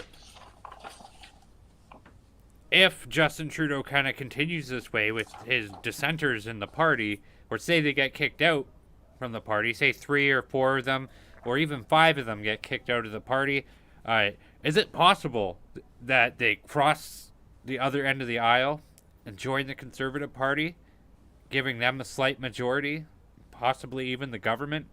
Is that within the realm of a possibility of like a Christmas miracle or something? That in itself would be unprecedented, I think, Brenden. We've seen things like that sort of happen in the past, but not on a mass scale, right? Only 1 or 2 throwing the balance of power off to create a situation sort of like that. But in this environment, I suppose anything is possible. I think what's more likely to happen is these MPs have been cowardly. Maybe it's forgivable. Maybe it's understandable. They're fearful. The entire country is afraid of Justin Trudeau. They're afraid of this Liberal government.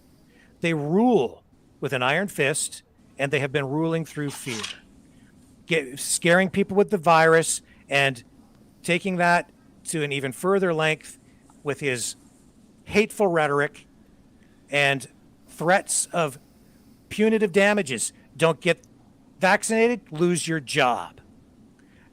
Come down here and protest, we'll arrest you.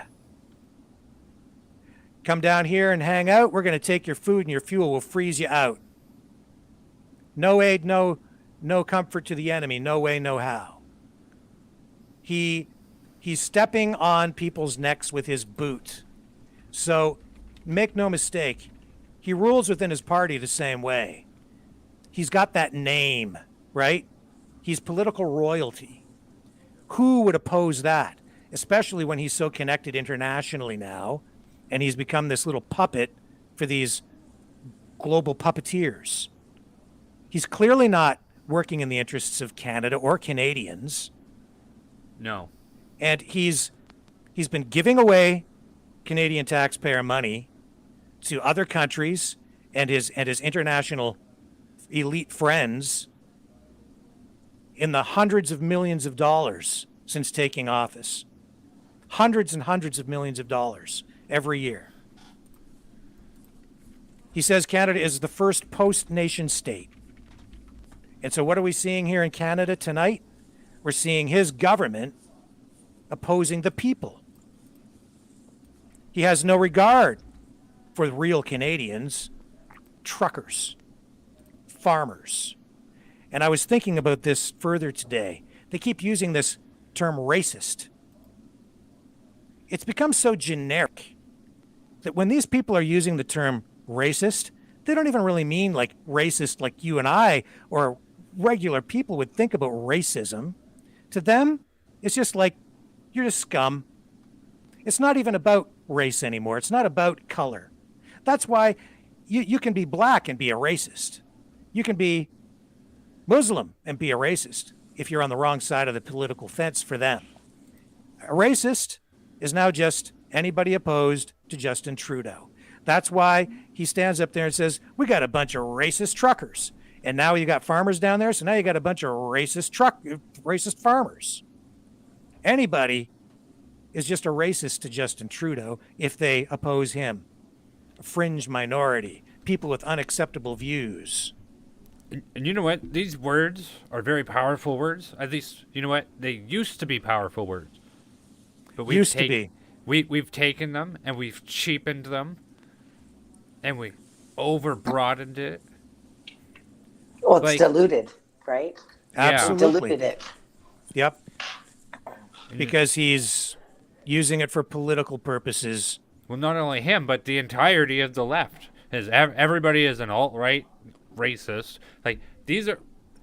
Christopher Hitchens said it best, I think, when he had stated, these are very powerful words, and I will not dilute it by calling you that because I don't think you quite fit that, but you're garbage, is what he basically would say in situations like that. But Nazi and racist, these are powerful words, and they need to only be used when the term fits. And as we've seen all over the weekend, we have not seen, or all over the past 2 weeks, we have not seen that this is a giant fringe group of racists. Well, but so the point I'm trying to make is, as fearful as these Liberal MPs have been, the people within his own party, as fearful as they have been, his actions are now so monstrous, so disgusting, that even people who have been fearful within his own party over the past 2 years are now beginning to break ranks. You think he can survive that? You get a couple of people saying, this is gone way too far. Justin Trudeau, the almighty Justin Trudeau, the boy with the name. His power is an illusion. And people, as soon as they begin to see it, even the people within his own party are beginning to, the dam will break. The power for any politician, any government, even a communist government, ultimately comes from the people. It's what people are willing to put up with. You're seeing the people send a message to Justin Trudeau and the government. It doesn't matter. It does not matter what they decide to do. They can come and arrest them all. At the end of the day, the message is, we're just not doing it anymore. We're just not doing it. And it might take a little bit more time, but this thing is over. The government, Justin Trudeau, just doesn't realize it yet. He's just too damn stupid. He's just too damn stupid, and his ego is just way too big. He thinks he's insulated. He thinks he's invincible. He's wrong. Well, his days are numbered now. Mark my words. Yay. His days are numbered. His grip on power is slipping. He's much weaker than he thinks he is. I absolutely agree. I mean, whatever he's doing, he's doing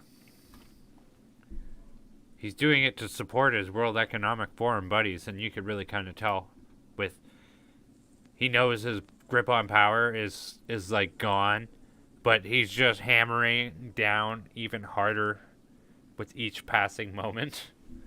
Yes. I'd like to share a video right now of Jeremy McKenzie. He uses he has a channel called The Raging Dissident on YouTube.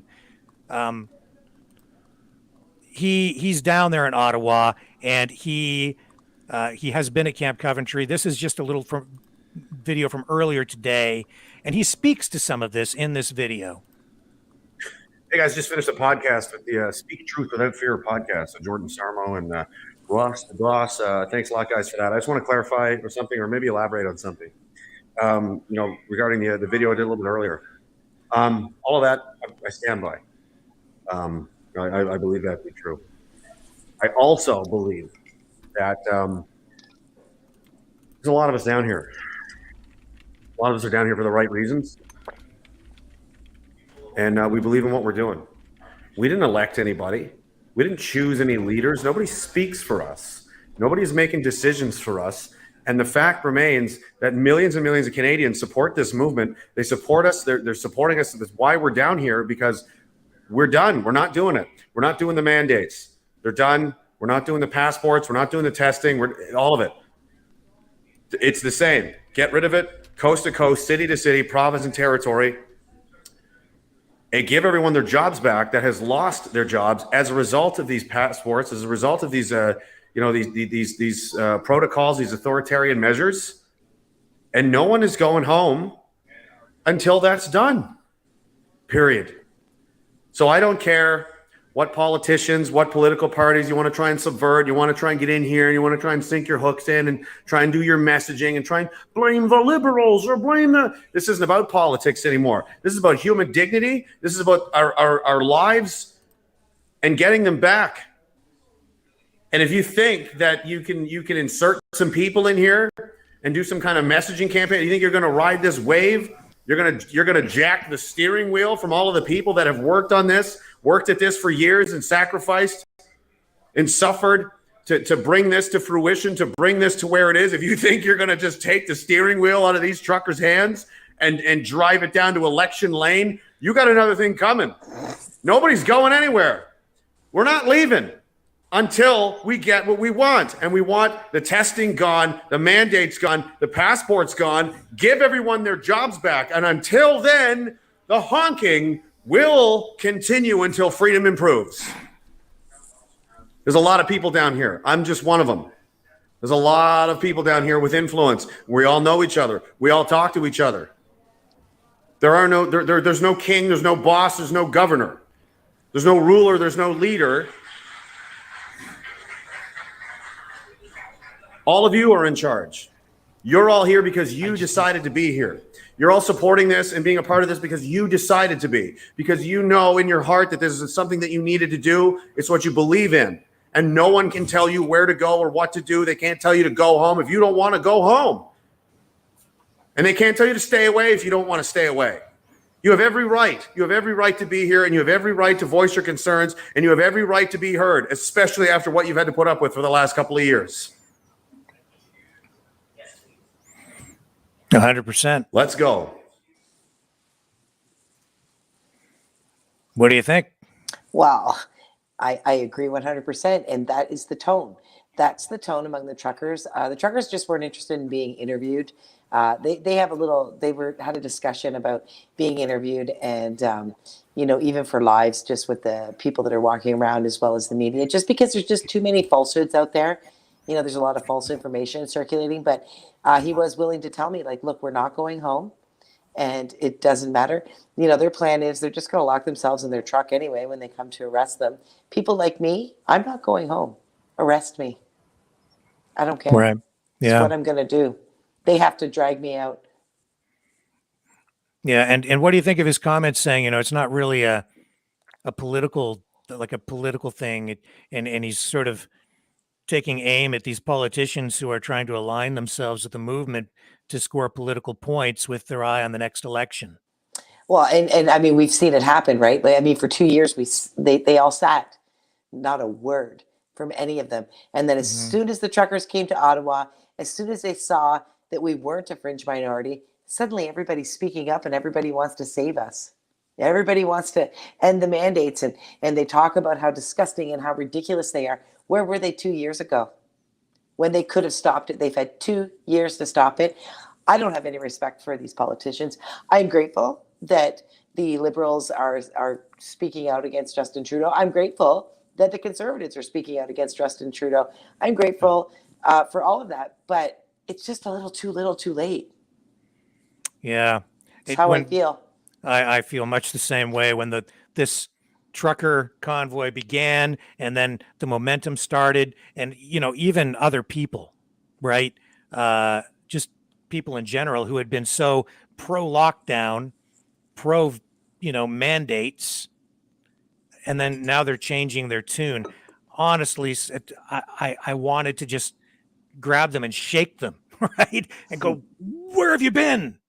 But I have to stop myself. Party. Right. You have to open your arms at some point and say, well, welcome instead. But with the politicians, and it's not just them, it's every police chief, it's every mayor, it's every municipal councillor, it's every chamber of commerce, it's every public institution, the leader of every community group, school board, where I know that this week they wouldn't let Liz Valley, our friend, into a school board meeting. She's a mother, a parent, and she doesn't have a vaccine passport, so she couldn't go into the school board meeting. You know, it's all those people. It's those people that you look to and elect to be leaders. It's their job to protect you and protect your rights. And for 2 years, over 2 years, they've failed the people. And now some of them are coming around and saying, well, you know, we're in favor of, you know, that we like the truckers. Yeah, we're behind the truckers. I mean, yeah, we know there's an election around the corner, at least provincially, and I think that, especially in the case of the Conservatives, I think it's all about trying to save their butts, like save their election. Yeah, it's all political. It's just they're opportunists. That's how I see them. Because if they were truly if they were truly against the mandates, they would have spoken out earlier. I mean, it was so obvious from the beginning. So this is all about it's all about an opportunity presented before them. You know, I don't have respect for any of them. And like you said, across the board, all of the leaders. Yes. Yeah. I mean, I guess Maxime Bernier was really about the only one who was consistent from the very beginning, People's Party of Canada leader. And, you know, as grateful as I am to see Pierre Poilievre step up and take a position on freedom, he's sort of, I said this to Brenden, you know, when the convoy began and we began this coverage, I said, you know, the Conservatives are trying to claim that freedom ground now and appropriate that freedom message and take it away from the PPC. And they've been effective in the past week in doing that. And they have. And, you know, I think that they certainly have seen the growth of popularity among the PPC. I mean, look at how even with the election, what was it, 11%? That they grew? Was it 11%? I can't remember with the federal somewhere election. in that range, yeah. But their popularity is growing daily. And I agree with you. Maxime Bernier stood from the very beginning and all of the PPC. And you know, so now I feel like it's kind of funny because they wouldn't give them any opportunities to speak, the PPC. They basically laughed at the PPC, and I feel like Pierre Poilievre is jumping on the back of the PPC. He's riding in their coattails. He's trying to come out and gain the love and respect from the people in the way that Maxime Bernier did. But again, it's a little too late. Yes. I don't trust Pierre Poilievre right now. There's something not right there. You're right. You're right. And you know what? People will hate me for saying it, but it's how I feel. It's the truth. Yes. I feel much the same way. way. It's my truth. What do you think, Brenden? I feel the same way. And people are echoing that sentiment across social media. There is a photo taken of him and Bill Gates from like 2015 or something like that. So a lot of people have seen that and they're going, oh, I don't know if I could trust this guy. Furthermore, I think a lot of that has to do with Aaron O'Toole saying, we're not going to talk about it. We're not allowed to talk about it. And I think a big part of Pierre Poilievre's demotion that he had like over a year ago, that has a big part of it to do too, because I think he probably wanted to speak out. I think a lot of members of the Conservative Party wanted to talk about these things. They made it very clear during the emergency debate that they had 2 nights ago that their constituents are talking about it. They're talking about side effects from the vaccines. They're talking about extreme amounts of depression. They're talking about their loved ones dying in hospitals and not being able to hold their hands. People are talking about all the horrible crap that has happened to them over the past 2 years, and they're lashing out at their politicians for help. And now, like you've said, this is an immense amount of trauma we've all been through, and we've all experienced it in one form or another. It's too little, too late. Mm-hmm. And this is live footage now. I believe this is Camp Coventry. Okay. I think it is. I wish I knew where that actually was. Maybe you can find a map, Brenden, so we can show folks. I mean, it's clearly not downtown. And we're just going to hang out.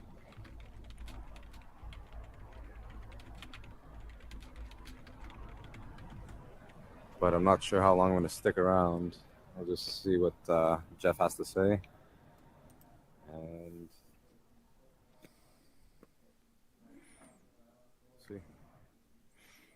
So it seems quiet there at the moment. Like, this has not been a place where they've been gathering crowds, because generally people like me who are here just, immersing themselves into what's going on downtown Ottawa, we don't know how to get there, right? Yeah. This is volunteers. These people have been invited to go there. Yeah, so I know that at Camp Coventry, it's like a staging area. Truckers have been going there to get food. They've been using it as a place to gather fuel and then get it down to the trucks. This was really set up early on when the trucks began to arrive, because what police were doing was directing them to staging areas, parking lots, to deal with the massive numbers of trucks coming in with these convoys from across Canada. And as you can see, they have all these tents set up over there, and that is where a lot of these people have been staying, and providing resources. So apparently, some of this, I did get word from a woman who is there today, and what I understand is police have been in the buildings around there. I think that's a hotel, and they've been surveilling them with video cameras, and so they're being watched, right? Gathering intelligence, and there was a meeting down there after they received notice today that the camp would have to be shut down because it's on public property. The protesters consulted with their lawyer, who advised them that they are there lawfully and that they don't really by law have to leave. Police see it differently. And so they've been told that they're going to have to leave. And if they don't, when police come in, it's likely that they will all be arrested. So they've all been preparing for that. They've been told to get their belongings together, get everything ready to get it all cleared out. There is another location on private property where they're using that as a staging area, and police won't as easily be able to go in there, if at all, to get them to leave. But some of them have opted apparently to stay here and make a stand and sort of force police to arrest them.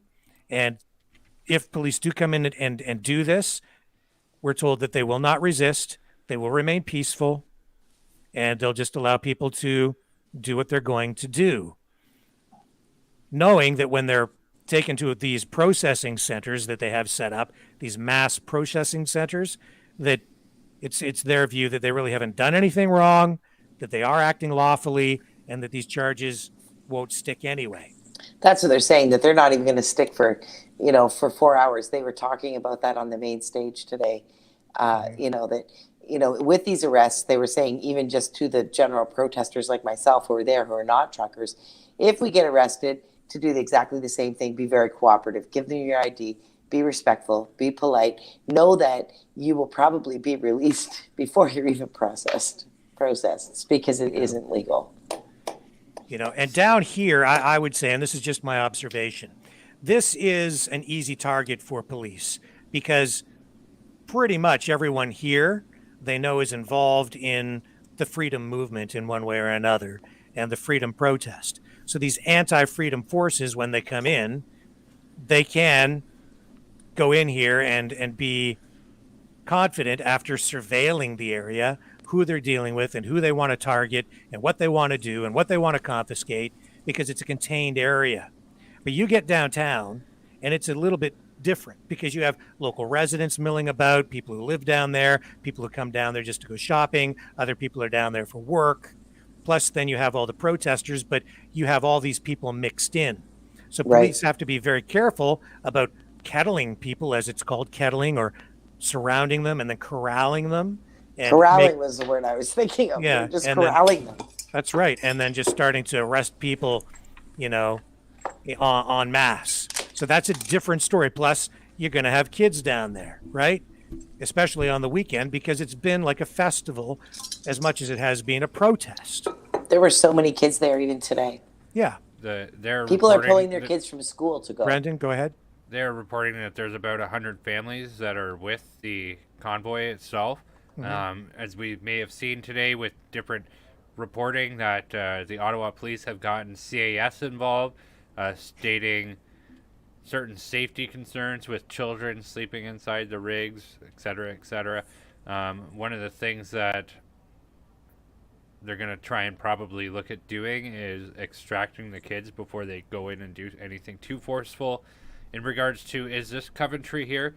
I believe Yes. it is because Yes, it is. we saw the ball diamond. I did pull it up on Google Maps. Yeah, this is Coventry. Yeah, it's a So parking here's the lot. map. This shows you where it is. Yeah. There's Coventry Road. Pretty sure what we're looking at is either over here. No, it's got to be over here. This has got to be what we're looking at. And this is all municipally owned property so or they'll be taxpayer. they'll be in this parking lot to the left. Yep. And that's a municipal-run facility, I believe. Mhm. So that's why it's technically public property, taxpayer Yes. funded, right? Mhm. So it's not like a private stadium there or a private convention center. No, it's not private at all. And I did find an article about the Ottawa Sun or Ottawa Citizen, excuse me, from the last time that the police were there, and talking about parking lot at the city taxpayer-owned baseball stadium on Coventry Road. So that's kind of how I narrowed it down and found it. Right. So there's your map. This is what it looks like there from an aerial view, and this is also why it's been hard for the public to even get a sense of how large this demonstration has been. The trucks have been spread out all over the city in different holding areas from the beginning. There was no way they could they could all go downtown. Even if they had tried to put them all downtown, they wouldn't have fit.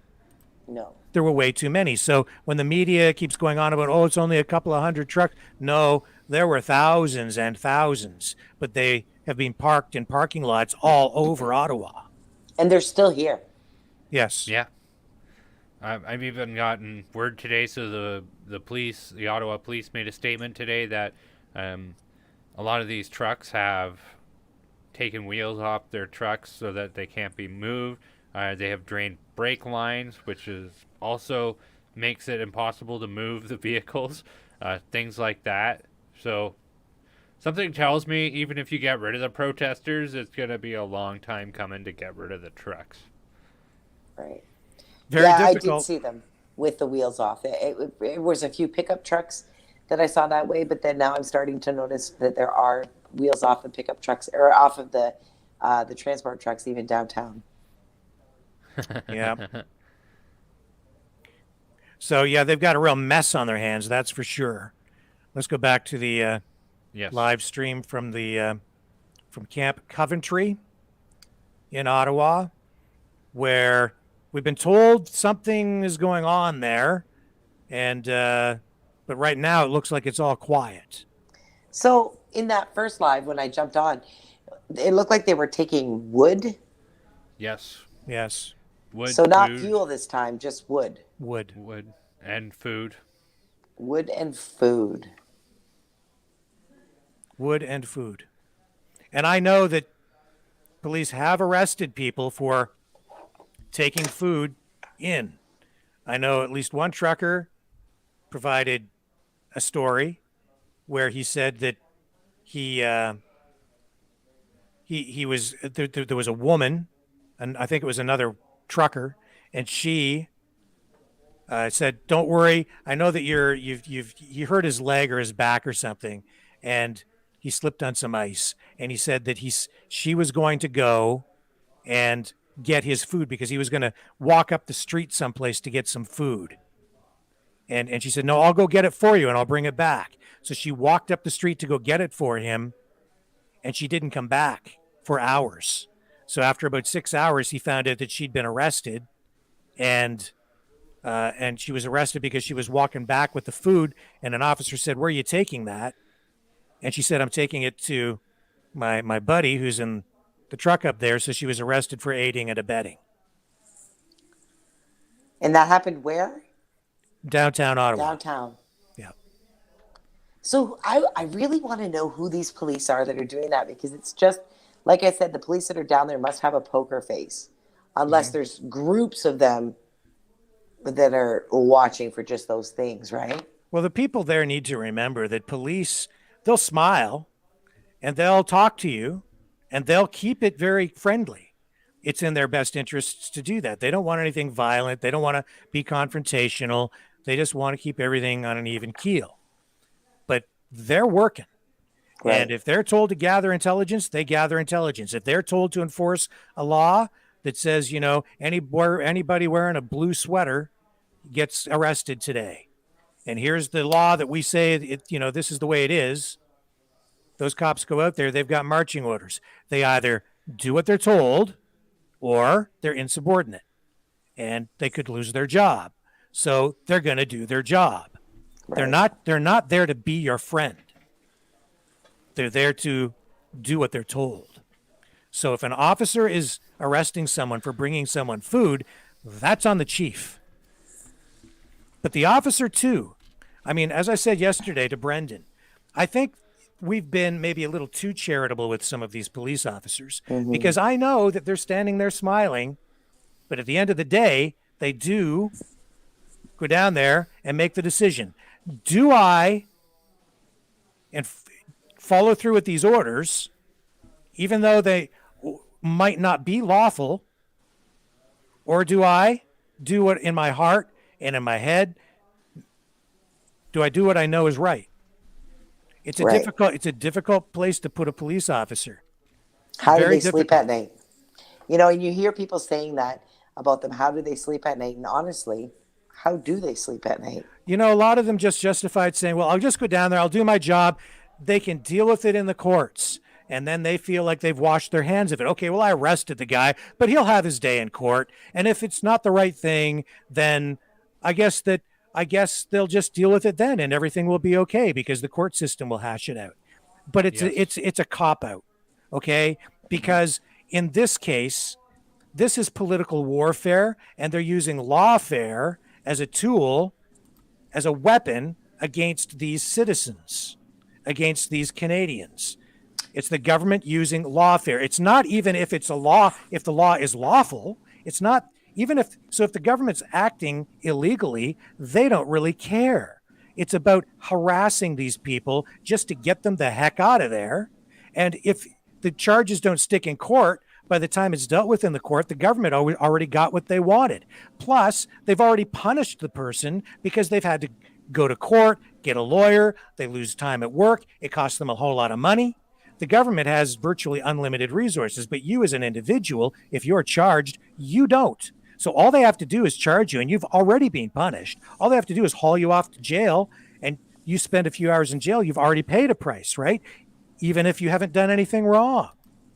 And then the only recourse you have is then to sue them, sue police or sue the municipality or sue the federal government for being wrongfully arrested. Class action lawsuits, that stuff could take a decade. So it's lawfare.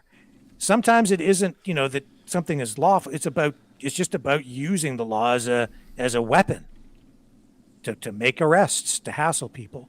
You see it going on in the States all the time, more so even than you do in Canada, I think, although maybe it's just an undercurrent of it here that we don't see to the same degree. But that's what's going on. Yep.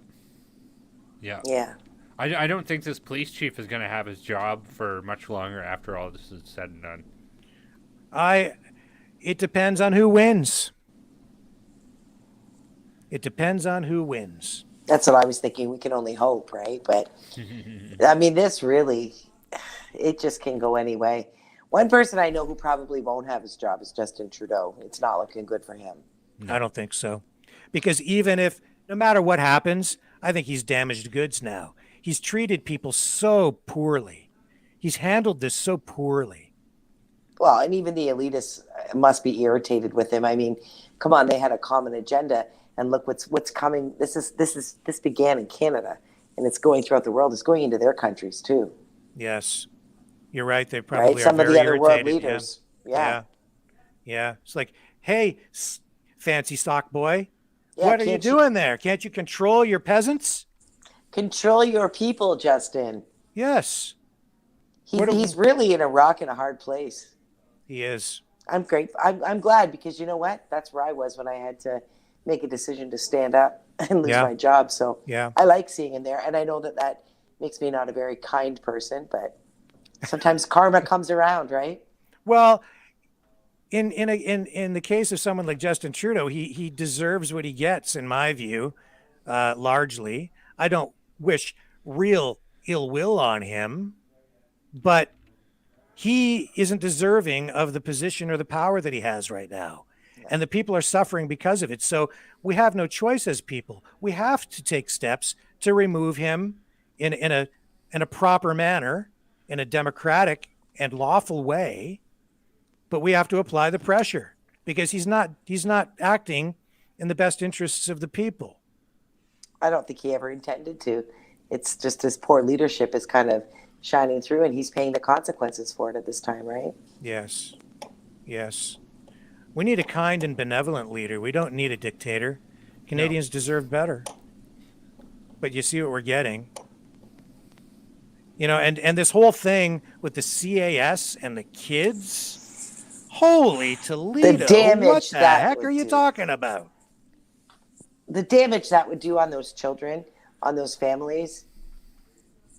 You know, I mean, they're forgetting mental health is on the rise, even with children as young as 4 and 5 years old, because it's bleeding through the families.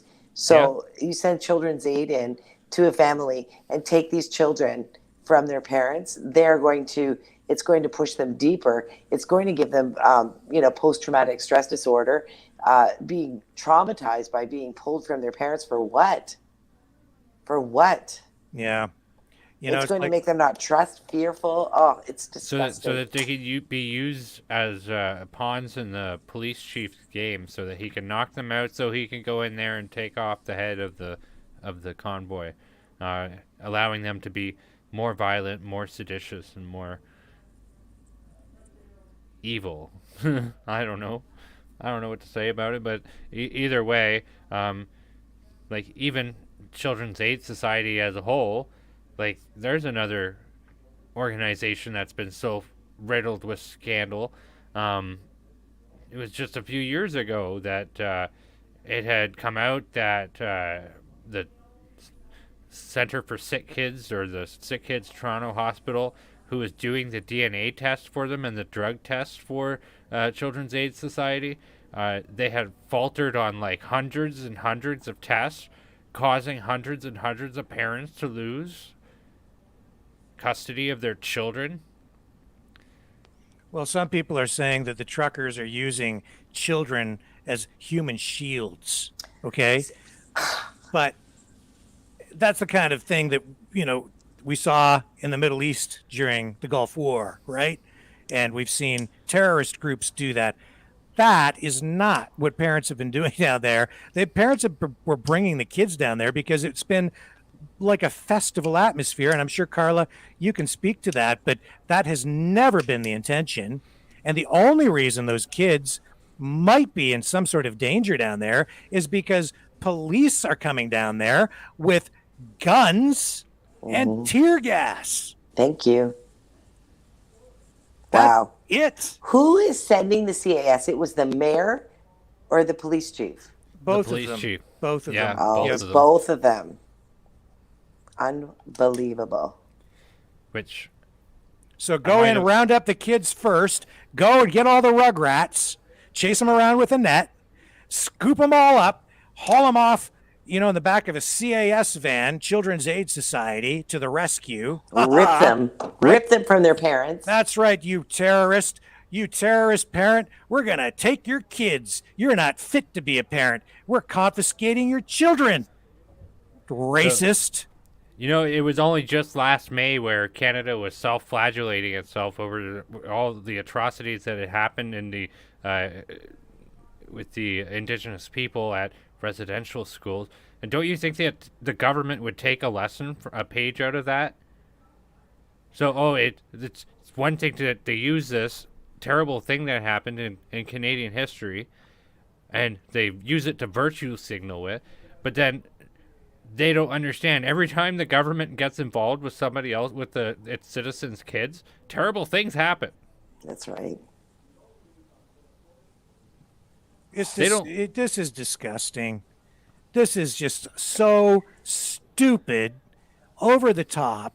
I mean, it's actually laughable how stupid the whole thing is, and because of the way the mayor, the police chief, Justin Trudeau, our government, the way they're responding to this, it's just laughable. They're freaking idiots.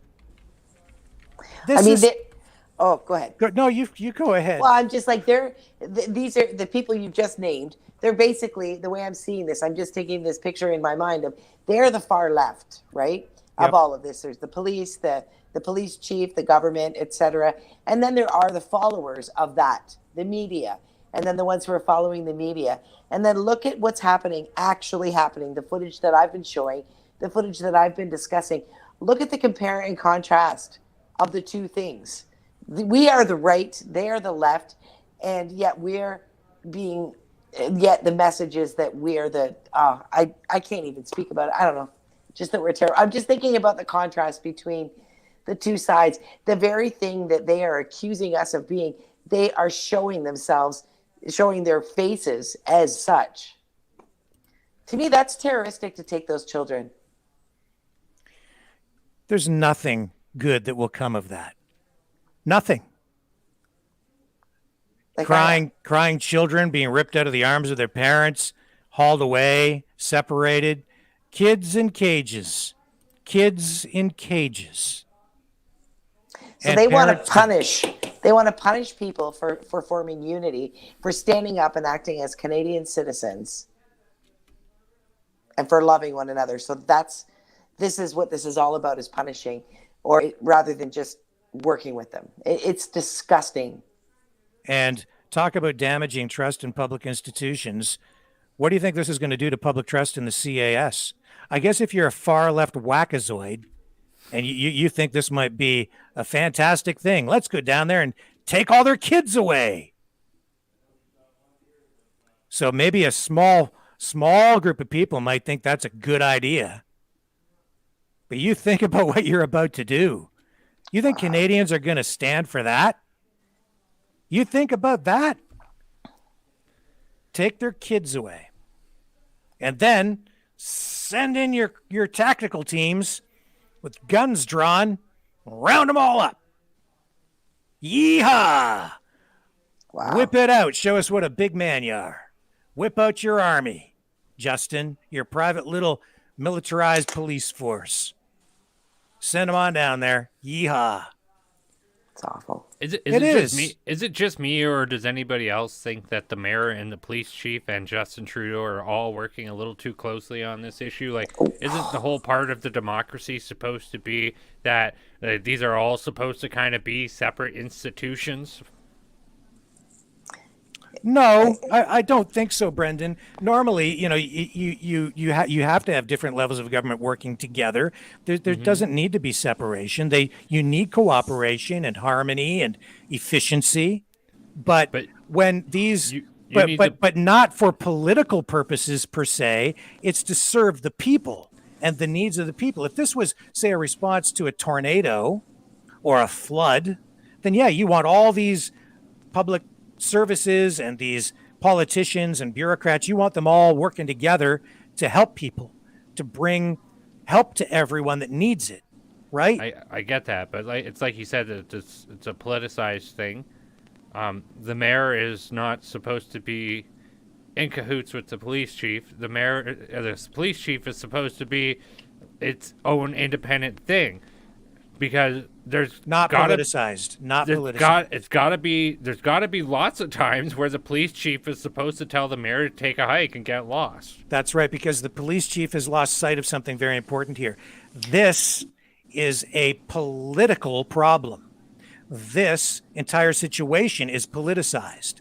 And so he has to be very careful about how he handles it, because he has to be careful not to allow his police service to become a tool of the state, of not just the state, but of a political party or a prime minister that has specific political goals to further his political ambitions and his political and cement his political power. It should never be about that. The police service should be down there and be as apolitical as possible and keep people safe, regardless of who they are. Keep everyone safe. But what's going on right now is you have political people. You have a mayor with his political perspective and his political ideology, the prime minister, the premier, all these municipal politicians, and they're all in chorus, singing from the same songbook. And they want these truckers out of there because they're a political problem for them. These mandates are a political problem for them. Is this really about people's health now? Is that what this is about? Because if the police are down there enforcing these laws because it's about people's health? Because that's what this was supposed to be about in the beginning, right? It's supposed to be suspend people's rights because we have a really serious health problem that we have to deal with. No discussion of that. Right. So is that what this is about? Are the police going down there to keep people safe because this is a health issue? Are they enforcing some health mandate at this point? Is that what that is? Or is this something else? Because this doesn't seem to me like police are going down there to enforce some decree from the medical officer of health. This isn't about, the protesters down there doing something that is dangerous and spreading COVID. This is about them going down there spreading a message of freedom, a message that the politicians don't like. And the police chief is going, yeah, no problem. I'll go down there and I'll bring all my guys and we'll clear them out for you.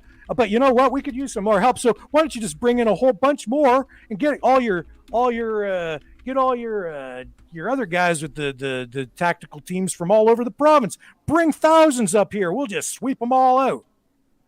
Well, that's for people's health. That's for people's safety. Is it? Is it? I think not. It doesn't seem like it to me. You've stepped over a line. They all have. It just, with how much the word ivory tower gets thrown around, I think a lot of these officials definitely deserve that because it goes hand in hand with the disdain of the blue-collar working class that, oh, these people want their rights back. Well, how dare they? And they stand in their ivory tower and just let all this BS happen. And they're so disconnected from the Canadian people. They're so disconnected from people in general. Like, even just today, so half an hour from Sarnia, Ontario, there is a blockade happening on Highway 402, which leads up to the Blue Water International Bridge, crossing into Port Huron, Michigan. Mm-hmm. So today, the Sarnia Health, the Lambton Public Health had posted a notice on Twitter, and it says, due to border protests in the area, which it is not in the area. It is like, it's got to be at least 25 kilometers down like a huge road, and all these dudes are in tractors blocking that section of the road. But anyway, I digress. I'm sorry. It says, due to border protests in the area, Lambton Public Health has temporarily relocated services off-site from the main office location in Point Edward, Ontario. The safety of staff, clients, and community partners that access our services and faculty is of the utmost importance. Restricted access to the facility is already in place due to pandemic response priorities. The temporary relocation of the office will impact services currently available that utilize a modified access approach. Learn more, service changes, blah, blah, blah. Anyway. So are you saying that this is if I'm hearing it correctly, are they suggesting that their safety is in jeopardy because of the truckers? Yes. They're implying Precisely. that their safety is in jeopardy because of the farmers blockading Oh yeah, the old the racist farmers who Yeah. can't go a minute in time without exciting their rage against healthcare workers. Like they see a nurse and they snap. They just gotta smack them. Yeah, I don't know. Yeah, so like this whole narrative that they're trying to spin, where truckers and farmers now want to attack and assault healthcare workers. It's it's a new height to the stupidity, right? It's just is anyone buying that? Anyone? Sadly, I think many are. You're probably right. The Yeah. media is powerful, right? The pen is mightier than the sword, and it's Digital dangerous when media- they're lying. Digital media is more powerful than a standing army. This is a video from somebody that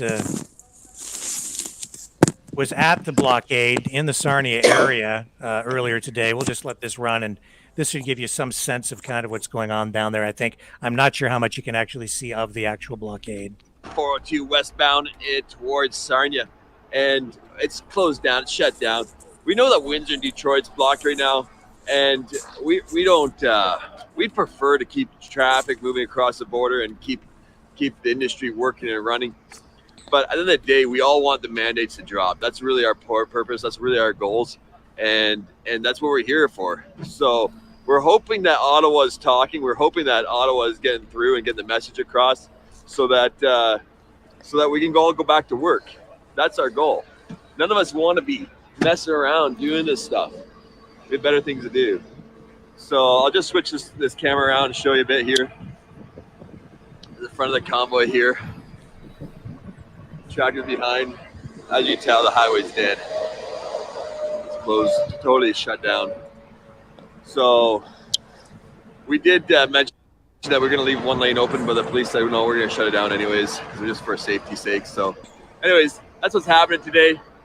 Really, at the end of the day, we really want Ottawa to just drop all the mandates, and then we all get back to work and have these problems, because we do know the truck drivers are spending an extra 4 or 5 hours at the bridge, and we want that merchandise to keep on coming back and forth. We love industry. We love to keep it going. So, but anyways, hopefully the government can shut those mandates down, and we can all get back to work and not have all these hassles and pains. You know, the other day, one of our truck drivers that wasn't vaccinated, he had a threat that he's going to get a $6,000 fine for not being vaccinated. So that kind of stuff doesn't have to happen anymore. Like they ran for 2.5 years without any problems, and not being vaccinated. Now they're being threatened $6,000. It just doesn't seem right. So anyways, that's what it's all about for us. And yeah, you do want to join the party. It's a little bit difficult as the highway's blocked down, but the desire to join the party, give me a ring or send me a DM, and I'll find a way. It's just right now, just farmers, just tractors out here and doing our thing. So thanks everybody. Thanks for your support, and wish you all a wonderful day. So they're still there. They're still there. I just looked it up. Where they're doing the blockade is 50 kilometers from that public health office. 58 kilometers away. You'd think they were in Renedade's backyard. That's the public health doctor for Sarnia. Yeah. It's just propaganda. Like, it's just pure and simple, plain, straight up propaganda. Send out a message that makes people scared. Continue this campaign to rule through fear, control people with fear, turn people against your political opponents by demonizing them, painting them as aggressive, racist, violent. It's just a big load of crap. A giant load of crap. How long do you think it would take to drive a tractor? 50 miles or 50 kilometers? Oh, well, take a while. Yeah. I mean, probably like at about 30 kilometers an hour, so an hour and a half. Yeah, it would still take long a couple of hours, right? So, but you saw what they're set up with. They got porta potties, they got supplies. They're going to be having barbecues out there and that sort of thing. They're not going anywhere. This one's going to be a little bit different than the Windsor blockade. I don't think these guys are going anywhere anytime soon. I'm not sure that the one in Windsor's going anywhere anytime soon either, Brenden. Like, they've been there all day now. It looks like it's also an attempt to just keep it shut down, not like the first time.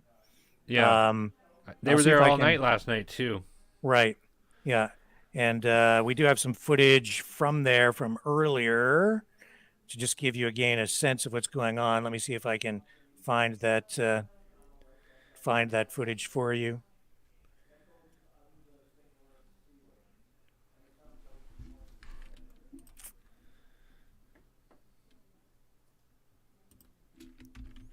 I'm still looking here. Yeah, I'm going to try and see what I can find too. I did have this footage that we found, came in earlier.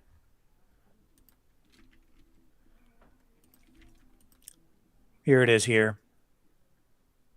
So we stand strong, we stand united, we stand for Constitution and freedom.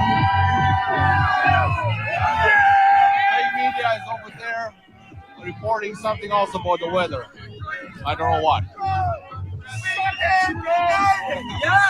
Stand for constitutional freedom! Yeah.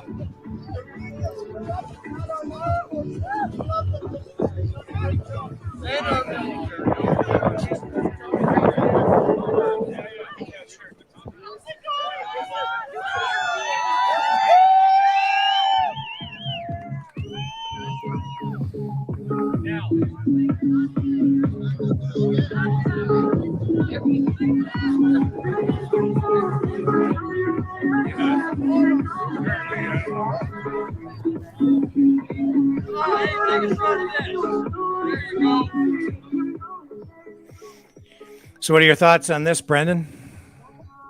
I have never been more terrified in my entire life. Oh. No, I'm kidding. No, this is an excellent show of the solidarity that we are experiencing in Canada. This is what Canadians are all about.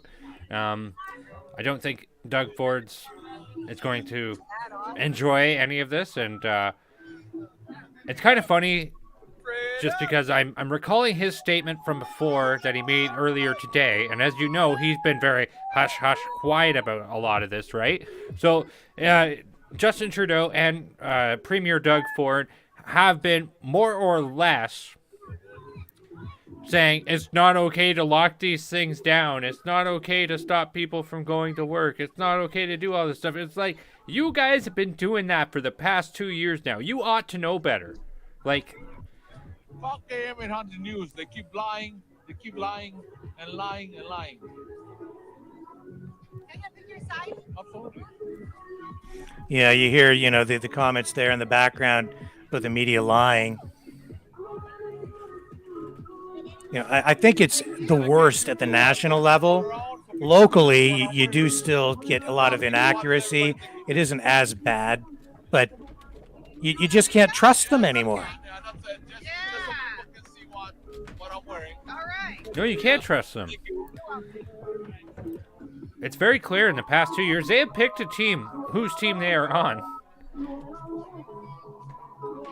And it's not on my team, and it's not on your team. It's on the government's team. Yeah, it's a very strange thing that we've seen happen. And to some degree, at first I could kind of understand where it's like, well, if this is a big health issue and you're working in media, you want to make sure that the information you're giving the public is accurate, that it's factual, that you're not giving people any information that might hurt them, right? Carla's backstage. Oh, here we go. She's back. We lost you. I know. You know what? I tried to leave on purpose. I had to cough. I must have COVID. Well, it's a less deadly variant, so you should I'll survive it. survive. Oh, thank God. Yeah, this is terrifying. Yeah. And you know the Canadian flags everywhere you go. At every one of these protests, it's just Canadian flags, Canadian flags, Canadian flags. People finally are expressing their pride in their country. They want to bring it back, man. This is the freedom movement. The other side is the anti-freedom movement. Right. And there, look at the contrast, and it's great. You know, it's huge, Yep. huge. And look at that, everybody's out there. And I don't know, it just makes me happy. I can't tell you guys how much I've never carried as much joy as I have in the last 11 days of being immersed in this. Yeah. Tonight, I'm a little disgusted in our government, in the mayor, in the police, in the events that are taking place, you know, and so I'm going to embrace that for a moment.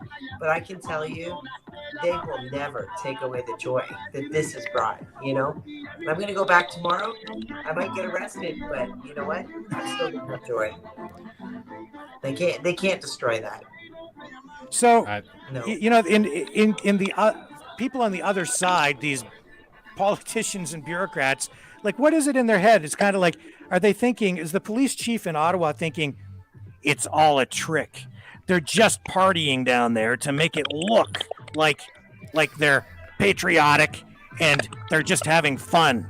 The whole party is just a ruse.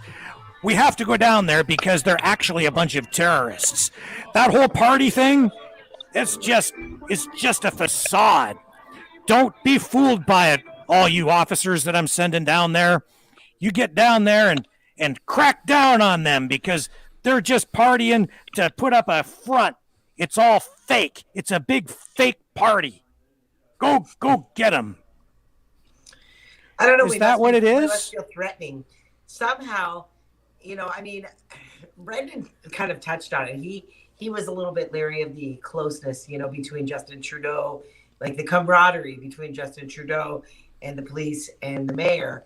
And perhaps, you know, they can see how embarrassing this is for Justin Trudeau. Maybe they're in cahoots. Maybe they just wanted to end for that. They certainly can't think anything else. You know, we are. I suppose we're intrusive. We have occupied, but then just back down.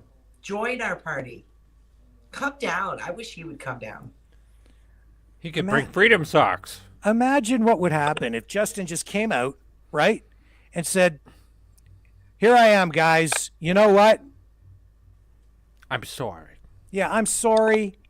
They would forgive him. That's the kind of people that are there. He would be reelected in a landslide. People would love him. He'd be prime minister forever. Let us But not in- forget, though. If he What's says, that? I'm sorry to the people and gains the favor of the people, then he has to deal, I'm sorry. And if he stops it and says, I'm sorry, and makes that change, he's letting down people far more powerful than he believes Canadians to be. Yes. And I think he's But more afraid of that. Instead, think you're right. he's divided us so hard. So I've had a bit of a freedom day today. I went down to the Leaky Tank, which is internationally known for delivering delicious plates of freedom, no matter what your health status is. So big shout out to the Leaky Tank for delicious food. breakfast, great food. All are welcome there. So check it out if you haven't. So I started my day off with some freedom breakfast, and then I went out to a afternoon protest in Sarnia. And to my point, I'm standing there, and a woman stops her car and screams at us, "You're all a bunch of bleeping Nazis." And I'm there holding a Canada flag in my hand. And I mean, don't get me wrong, majority of the response was overwhelmingly great. It was overwhelmingly great response for what we were doing there today. But that's what he has done to these people. He's labeled as Nazis, and this woman has to stop her car, and she almost got rear-ended for stopping her car in the middle of the street. It's just to scream at us. You bunch of Nazis. And ironically, You know what a Nazi is? Does she I know? don't think so, because ironically, she was driving a Volkswagen. Hey, now. I drive a Jetta. I got a Golf. Oh my God. What does that tell you? Two V-dubs and a guy with a Canadian flag. Whoa. I don't think I could associate myself with you two anymore. You haven't driven my car. It's okay. I'm not sure, but I think my Volkswagen was built in Mexico. So I don't even think they're built in Germany anymore. Let it go. it's a Hispanic German international people wagon. I don't know.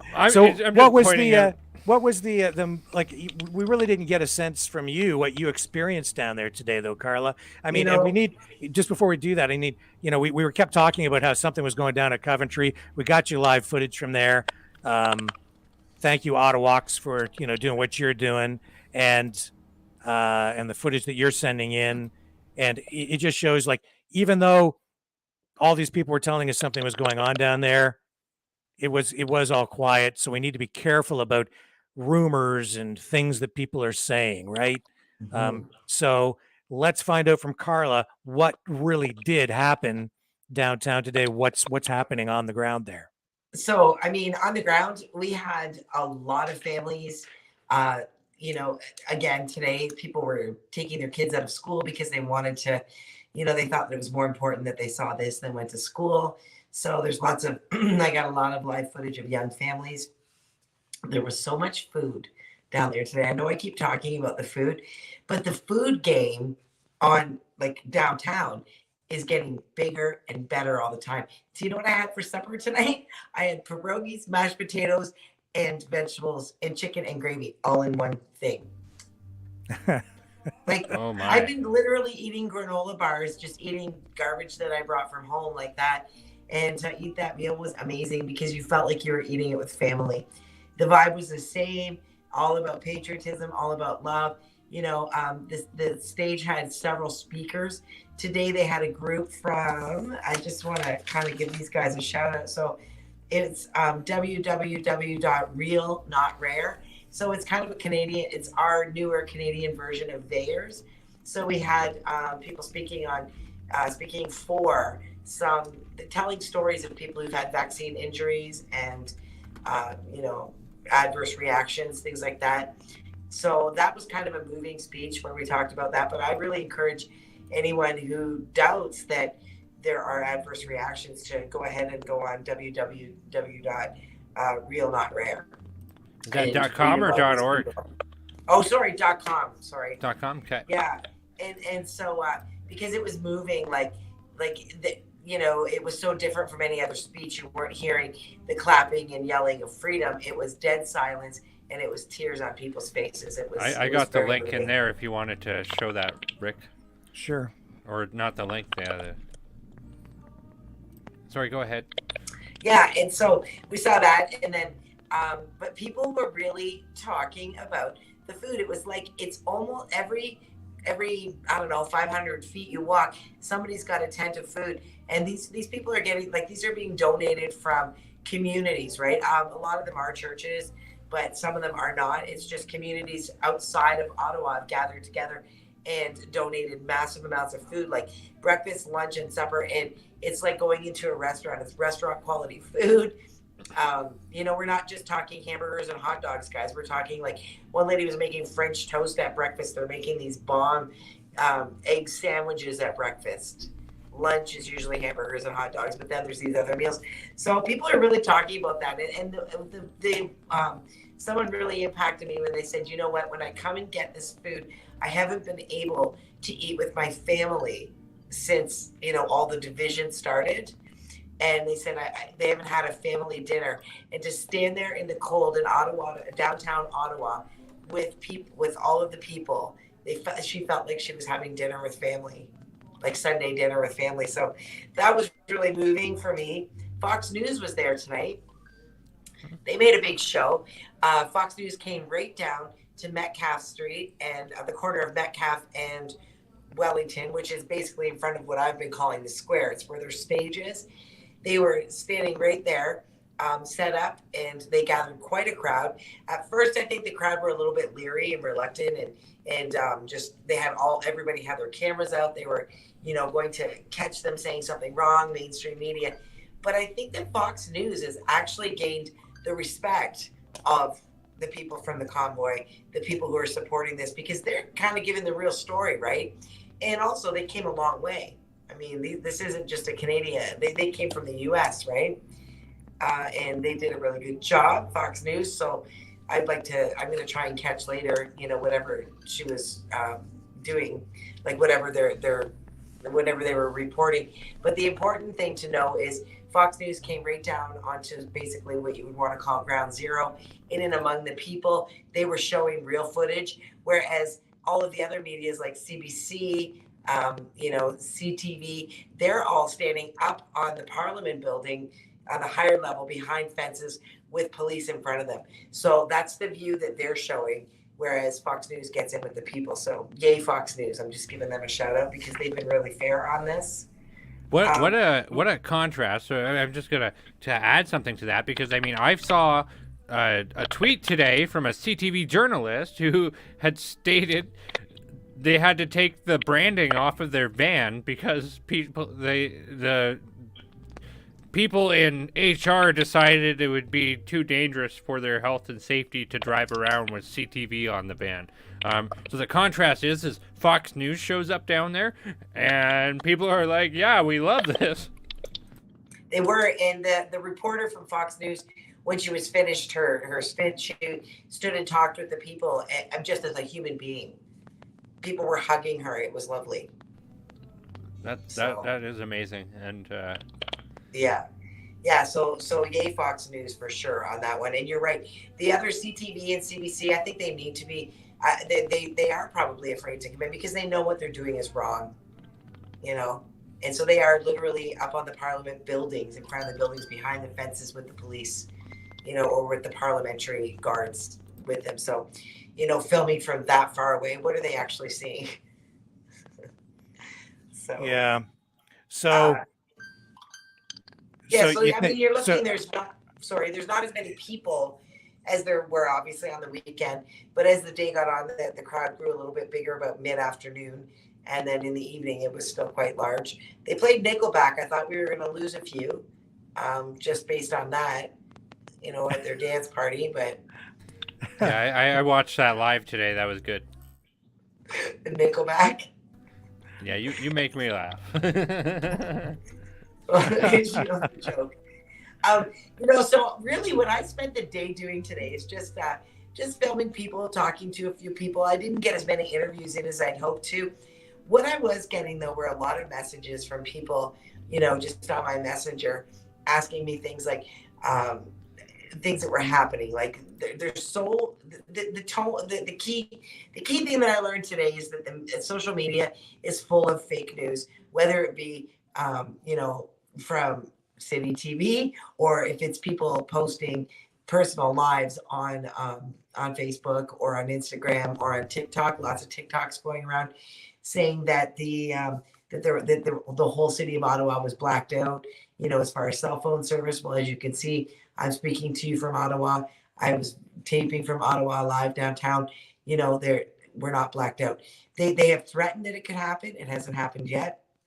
Another thing was, there was a TikTok going around showing the police returning fuel to the truckers, which is absolutely not true.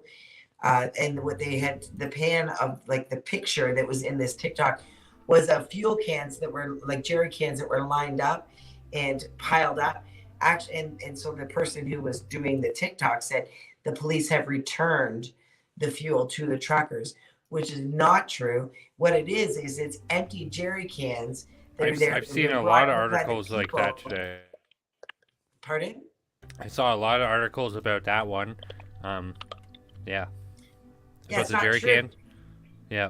so the jerry cans are they are requesting. So the organizers have told every person to bring a jerry can and act as a decoy, carrying an empty jerry can around, around the streets, and making it actually look like you're carrying, gasoline. So they want them to be a decoy, but. And so people are doing that, but also people are bringing jerry cans and using them the same way that they would use a flag. They're writing on the jerry can. I'm sure you saw some footage of that. They're bringing them in as their own kind of silent protest against what the police did when they took the fuel. You actually have a clip about that, Rick. Yeah, let me see if I can find that for you. Yep. So I guess I was kind of I was just kind of doing a lot of researching and looking at things and trying to find out if things were actually true that were going around. Well, and that's a good point, and that's a reminder to everybody. You need to take everything with a bit of skepticism, even from the conversations that we do have here, because sometimes we receive words of things and we have to speculate on them, and then we try not to. I mean, Rick doesn't like speculating. I like speculating. That's my problem. But that's why Rick's the professional. Exactly. Star. I like to speculate, and I like to make conspiracy theories, but there is a lot of fake news out there, and I even know a good example of one. So there is a website out there called The Conservative Beaver, and I'm pretty sure it's like basically a either Russian or Chinese fake news website. But yeah, these are the jerry cans here, guys. Yeah, that was the jerry cans coming in. They gonna run to. So that's not the gonna run to. Clearly, it was not returned by the police. And I think just on that note of the fake news, I think, when we think about our government, they used fear initially to do this whole thing. And so now they're grasping at straws to get us out of Ottawa. So they think they have a plan of how they're going to get the truckers out of Ottawa, but how are they going to, like we were talking about with the police in this great sweep, they have to be very mindful and careful about getting the actual, just two-legged protesters out of Ottawa. So perhaps, has anyone considered that there is a possibility? We talked about Antifa, we talked about plants that were going to be within the protest. Maybe there's people out there who are pretending to do lives and and they're, putting fear out there so that people will leave the protests, like the blackouts, the arrests. I mean, yes, I realize it came from other areas, but there's so many, and it's just there's a level of hysteria around it, almost like someone's trying to incite fear and making people not come. Meanwhile, when you're standing at the protest, the organizers are on stage saying, "Get everyone here you can." So I don't know. I think it is some food for thought, and the media blackout or the cell phone blackout thing is a true thing. It does happen, and I think it's just an urban myth that's perhaps rooted. It just took off from wildfire. I mean, it happened during the G7 protests in Toronto in 2010. Right. So someone speculated, and now they're circulating it around on the internet. It's not been threatened by anyone. No. So, because I'm getting message on message. Can you still? I haven't seen a live, and I'm like, I've been posting. I think I've been shadow banned, right? So, I've been posting my lives, but yeah, and answering messages, but. Yeah, so during the day, people should go to your Facebook page, right? That's where you're doing your lives. How do people find you on Facebook? By my name, Carla Olson. Yeah, just type it in, Carla Olson in Facebook, and check out Carla through the day because she's posting all kinds of awesome content. And then she comes on here at night with us and tells us, what she's seen and gives us the real story. Yeah, so that was just basically the day. It was just still that same vibe. Few newer people that are just coming out today. Talked to a few people from Ottawa. Oh, there were a couple of counter protesters today. They were just kind of on the middle, on Wellington Street, between the middle and the end of the line of trucks. And they just, quietly held their signs saying, give us our peace back, let us have our city back type thing. There were two people and they were just talking with the protesters, and it was a very calm exchange. They were explaining their stance. It was very respectful. They were respectful of the protesters, and the protesters were respectful of the counter protesters. It was actually quite nice to see. They didn't want to be filmed. They didn't want to be filmed. Perhaps they don't want to be seen by their hearers. I don't know. It's like that press conference we watched today from the Marriott where there's Dr. Roger Hodgkinson and Dr. Alexander.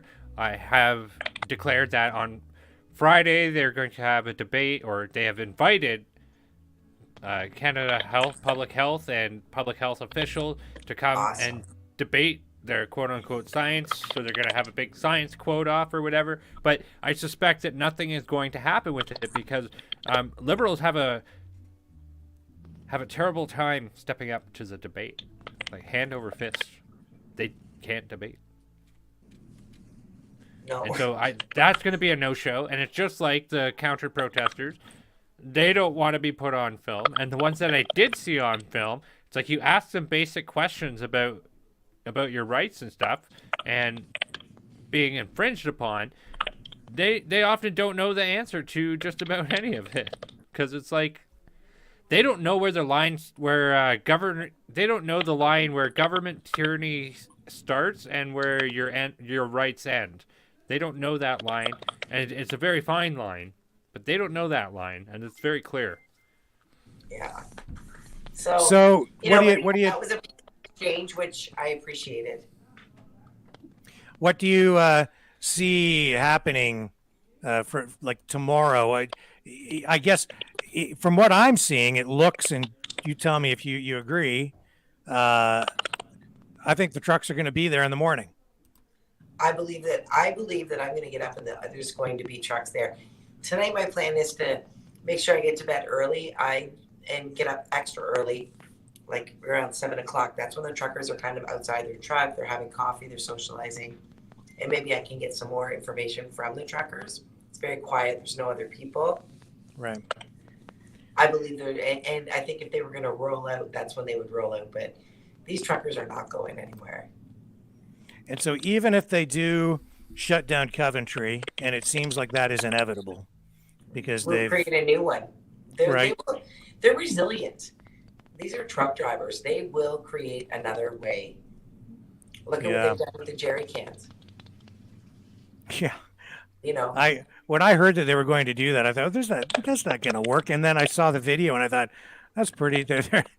They've achieved something, right? And here's something. I mean, really, they probably could shut down Coventry because you said that Coventry is, it's where they're coming to warm up, where they're coming to get food. So you know what? We've got to adopt a trucker now. You can go over to a table right on Wellington Street, sign up for Adopt a Trucker. So if you're local to Ottawa, you can just you can sign up for this. You can allow a trucker to come to your home and shower. Well, it wouldn't be a very far stretch to say allow a trucker to come over for dinner. They can come and shower, give them a couple of nights sleep in your home so that they can stretch out on a proper bed.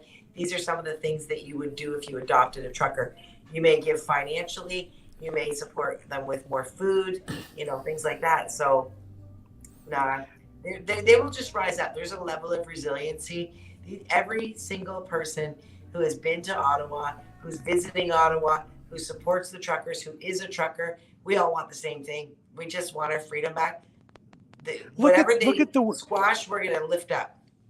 Look at the way that this whole thing has been organized from something that really started as an organic grassroots impromptu thing. And now all these people, these Canadians have come together. They've created actually a community, a little community down there. Not only just a bunch of people gathered together, but a way to feed everyone. They have all basically social services established now. They have, these charities set up, Adopt a Trucker.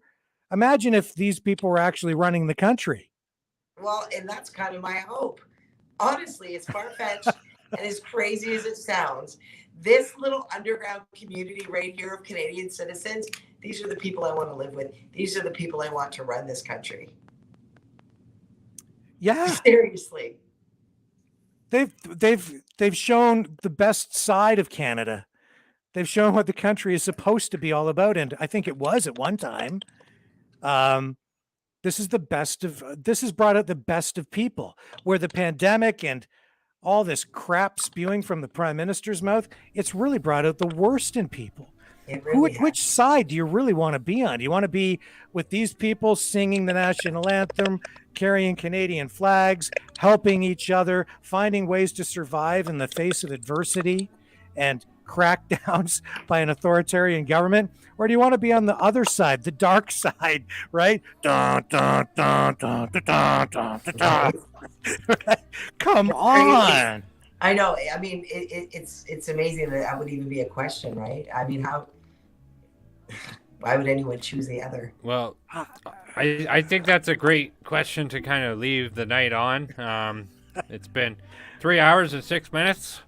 Can I just add one little thing? Yeah. So they did announce today. This is a list of some of the things that they need. So if there's anyone who's watching this podcast that's planning to come to Ottawa and you're looking to bring something to help out, again, here's the resiliency. They've taken some some of these things have become unavailable to them. You know, maybe it's from the police or whatever, but they're asking people, every single person that comes, to bring an empty jerry can, shovels, salt, like road salt, you know, for snow, sleds. So if you've got a sled at home of any kind, basically the reason they want the sled is to move the jerry cans with fuel in them or salt. And they are saying if you could bring some fuel. I don't have an answer on how that would work for the fuel, but I know that it's pretty simple to bring the other things. Here's one final thing that they talked about. They were calling out for help from the community, from anyone who is watching Facebook Live, from anyone who is protesting at this, anyone who's standing with the truckers. So I'm sure that you've seen in my footage that there's been like porta potties on the back of trucks. And that's been working really well, right? I mean, for people to use the bathroom, the truckers and the protesters to use the bathroom. However, the city of Ottawa is denying them sanitation service to dump these porta potties. And that's just another way that the city is fighting back, because obviously if we can't dump the sanitation, we can't use the porta potties, and their hope is probably that we'll leave. Well, and knowing that we are not the animals that they like to describe us as, no one's going to defecate or urinate in the street. So we need to get these porta potties, you know, we need the sanitation, the city sanitation to cooperate with us. So they've asked that anyone who hears this message would just go ahead and give the city of Ottawa a call and, you know, let them know that you're a tax-paying citizen and that is their right to be able to dump this to utilize the sanitation system. So there, just that was one of their plays. And I should point out that we are not directing anyone. We're not telling anyone what to do. We're not suggesting that anyone do any of these things.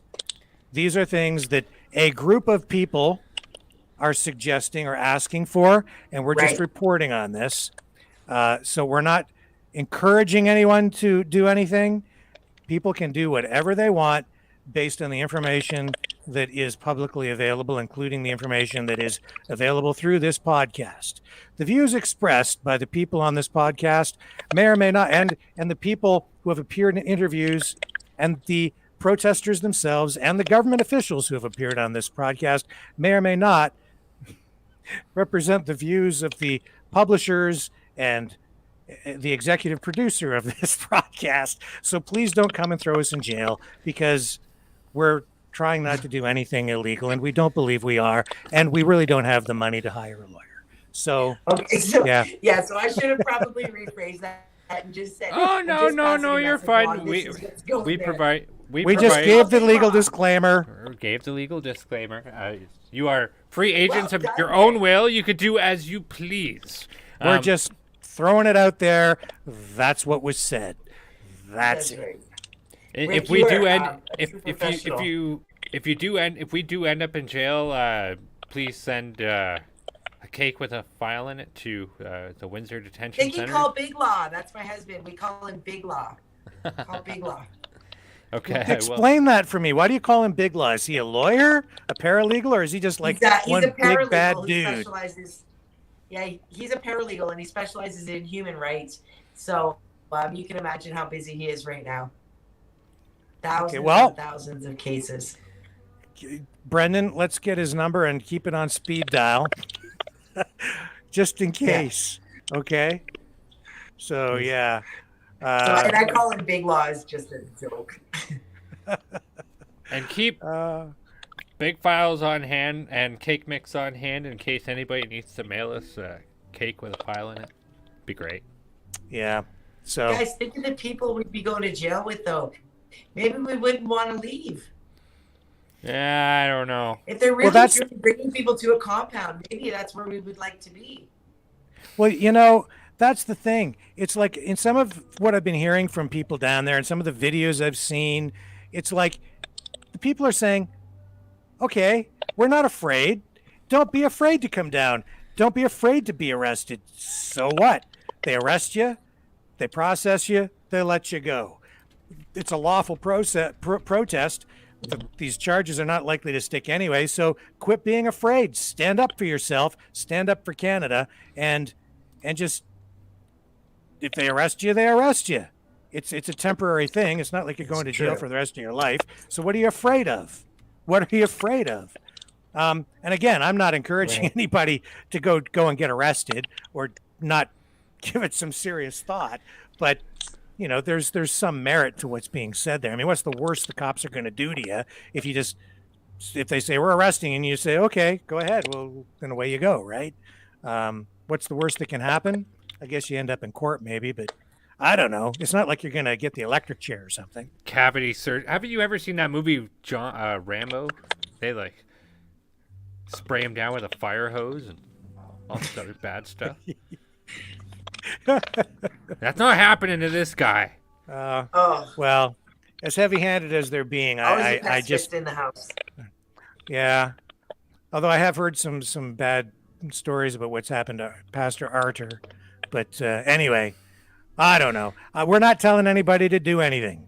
If you want to go to Ottawa, that's your choice. Nope. If you don't want to, don't go. It's up to you. As an individual, it depends on what how you feel about things and what your views are and what you want to do as a Canadian. But right now, the country is on the verge of big change, and when all is said and done, years from now, when our children, grandchildren, and future generations look back on this, how history is written will depend on all of us. And the question will be, what did you do? Where were you and what did you do? Were you involved or were you sitting at home eating Twinkies watching Netflix? When you should have been watching this podcast. Yeah, exactly. That's right. Well, anything else you want to add before we sign off tonight, Carla? Pardon me? Yeah. Anything you want to add or think that we might have missed tonight before we sign off? Yeah. What's your YouTube plug? I think it's no. Well, no. You know what's crazy? This is just something. You guys are the and I'm sure many of your viewers are probably YouTube people. All I want to be able to do is go live on YouTube because Facebook censors me nonstop, right? And so I think that I would do better on YouTube. In order to go live, I thought I only needed 50 subscribers. So I put a shout out on my Facebook for 50 subscribers to my YouTube, and I got like 150. I need 1,000 to go live. So I don't think I'm ever going to get live on YouTube, but because I don't have any content on YouTube. So I don't need to plug YouTube. What I need to do is just continue to show everybody what I'm seeing.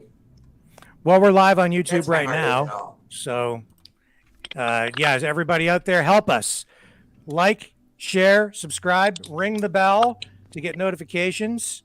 And that just helps us stay on YouTube, stay live, and bring you more content because that's what we're here doing. We just started doing this because we felt it was important to make sure you get the full perspective and as much of an uncensored, unedited, uncola kind of view of what's going on with this freedom movement. Yeah. So guys are doing a I great guess that's job. it. You're doing the great job. Everybody loves you. You're the star of the show. Just look at the comments throughout this thing, man. Everybody loves you. People make bad comments Can't about see me, them. especially the trolls. I love a good troll, though. I I don't don't know. even respond. We throw all the comments up for all to see. We don't discriminate against trolls or non-trolls or fans or what have you. But my time is nigh. I actually have stuff I have to do, so we gotta. Yeah, well, we got to Thanks, get guys, ready for for having me. tomorrow. Yeah. Thank you, Carla. You are freaking awesome, as usual, always. Really, really appreciate it. Tomorrow's a brand new day. We'll see what happens tomorrow, guys. Yep. I'm getting up early. Okay. All right. Good night. Well, Thanks, all everyone. right, take Good care. night. See We'll ya. see you. And that is that, Brenden. So I'll throw it over to you to kind of wrap things up on your side. Please be sure to like and subscribe to this podcast. And thank you so much for watching. I appreciate each and every one of you that does so. And those who make comments and troll or otherwise, I love them all. It does not matter. But in the meantime, keep on trucking. My name is Brenden Kennedy, and I am the host for The Flow of Discourse. Thank you for watching. And I'm Rick Walker with Maverick News and Maverick Multimedia. And again, please like, share, subscribe, and ring the bell for notifications. It really helps us out. And we will be back tomorrow night, 6 p.m. Eastern Standard Time, with more ongoing live coverage of Freedom Convoy 2022 Cruising to the Capitol. To the Capitol. All right. Thanks, everybody. Catch you all on the flip side.